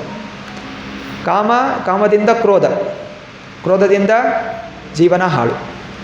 ಸೊ ಆದ ಕಾರಣ ಈ ಒಂದು ನಿಯಮಗಳನ್ನು ಪಾಲನೆ ಮಾಡೋದರಿಂದ ಸ್ತ್ರೀ ಅಂದರೆ ಸ್ತ್ರೀಗೆ ಆಕರ್ಷಣೆ, ಸ್ತ್ರೀಗೂ ಕೂಡ ಪುರುಷ ಆಕರ್ಷಣೆ. ಪುರುಷರಿಗೆ ಸ್ತ್ರೀ ಆಕರ್ಷಣೆ ಅಂತಲ್ಲ, ಸ್ತ್ರೀಗೂ ಪುರುಷನ ಮೇಲೆ ಆಕರ್ಷಣೆ ಆಗುತ್ತೆ. ಅಂದರೆ ಸ್ತ್ರೀ ಕೂಡ ತನ್ನ ವಿದ್ಯಾಭ್ಯಾಸ ಸಮಯದಲ್ಲಿ ಅವಳು ಆ ಚಿಂತನೆ ಇರಬೇಕೇ ಹೊರತು ಅವಳಿಗೂ ಸ್ವತಂತ್ರತೆ ಅಂತೇನಿಲ್ಲ. ಇಬ್ಬರಿಗೂ ನಿಯಮಗಳಿದೆ. ಅವರು ತಮ್ಮ ಒಂದು ಸಮಾಜದಲ್ಲಿ ಅವಳಿಗೆ ಸ್ನೇಹಿತರು ಹಿರಿಯ ಸ್ತ್ರೀಯರಿಂದ ಉಪದೇಶ ಪಡ್ಕೋಬೇಕು, ಜ್ಞಾನ ಪಡ್ಕೋಬೇಕು, ಮುಂದುವರಿಬೇಕು. ಹಾಗೆ ಪುರುಷರು ಯುವಕರು ತಮ್ಮ ಒಂದು ಯುವಕರ ಸಂಘದಲ್ಲಿರಬೇಕು, ಹಾಗೂ ಯುವಕರ ಒಂದು ಸಂಘದಲ್ಲಿ ಹಿರಿಯರಲ್ಲಿ ಅವರು ಉಪದೇಶ ಪಡ್ಕೊಂಡು ಮುಂದುವರಿಬೇಕು. ಈಗ ವಿವಾಹಿತ ಜೀವನದಲ್ಲಿ ಅಲ್ಲೂ ಕೂಡ ನಿಯಮಗಳು ಕೊಡಲಾಗಿದೆ. ಪುರುಷ ವಿವಾಹಿತ ಮದುವೆ ಮಾಡುವಂಥ ಉದ್ದೇಶ ಏನು? ಕೇವಲ ಒಳ್ಳೆಯ ಸಂತತಿಗೋಸ್ಕರ, ಜನನ ಕೊಡಲಿಕ್ಕೋಸ್ಕರ ವಿವಾಹ, ಇಂದ್ರಿಯ ಭೋಗಕ್ಕಲ್ಲ. ಆದ್ದರಿಂದ ಸ್ತ್ರೀ ಸಂಘ ಮಾಡಬೇಕು ಅಂತ ಹೇಳಿದಾಗ ಅಲ್ಲಿ ಯಾವುದೇ ರೀತಿಯ ಗರ್ಭ ನಿರೋಧಕ ಪದಾರ್ಥಗಳನ್ನು ಉಪಯೋಗ ಮಾಡಬಾರ್ದು. ಇದು ಶಾಸ್ತ್ರ ಹೇಳುತ್ತೆ. ಈ ಸ್ತ್ರೀ ಸಂಘ ಮಾಡಬೇಕು ಅಂದರೆ ಜವಾಬ್ದಾರಿ ತೊಗೋಬೇಕು. ಮಗು ಹುಟ್ಟುತ್ತೆ, ಮಗುನ ಬೆಳೆಸುವಂತಹ ಒಂದು ಜವಾಬ್ದಾರಿ ತಗೊಂಡು ಮಾಡಬೇಕು. ಇಲ್ಲ ನನಗೆ ಜವಾಬ್ದಾರಿ ತೊಗೊಳಕ್ಕಾಗೋದಿಲ್ಲ, ಸ್ತ್ರೀ ಸಂಘ ಮಾಡಬಾರ್ದು.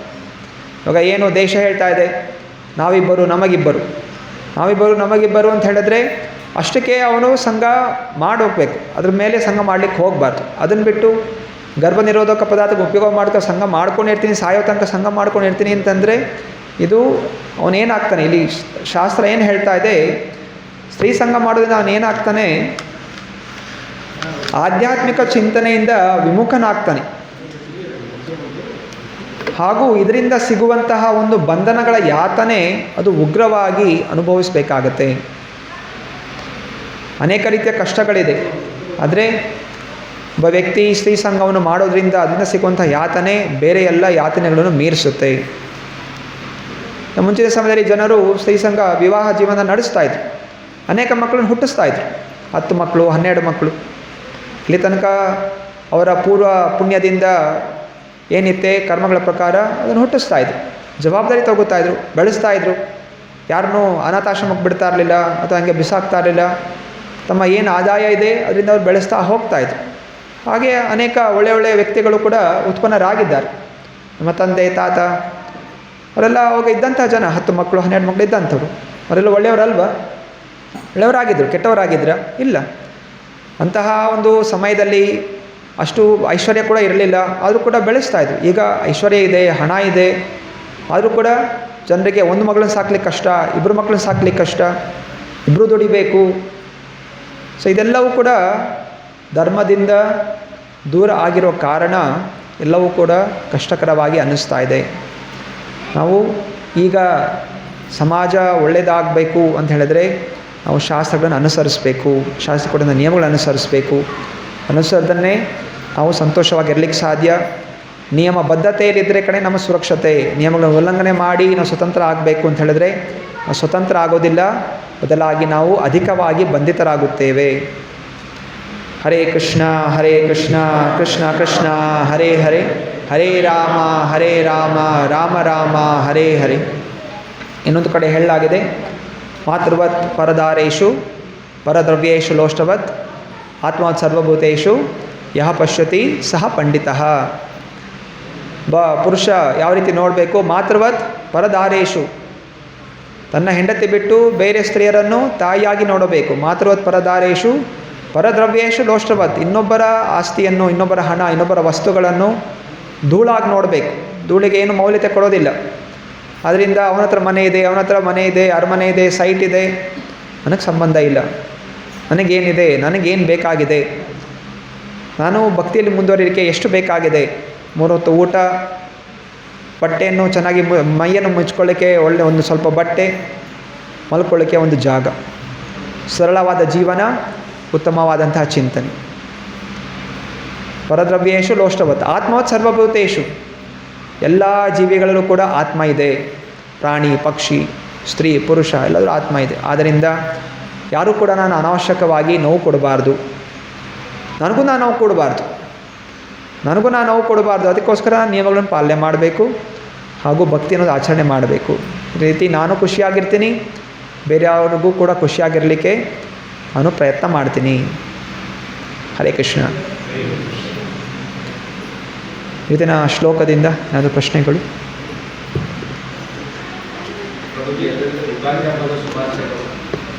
ಹರೇ ಕೃಷ್ಣ, ಧನ್ಯವಾದ. ಸೊ ಯುಗಾದಿ, ಇವತ್ತು ಯುಗಾದಿಯ ಹಬ್ಬ ಆಚರಣೆ ಮಾಡ್ತಾ ಇದ್ದಾರೆ, ಹೊಸ ವರ್ಷ. ಆದರೆ ಈ ಸಮಯ ನಾವು ಸಂಕಲ್ಪ ಮಾಡ್ಕೊಳ್ಳಿಕ್ಕೆ ಒಳ್ಳೆಯ ಅವಕಾಶ.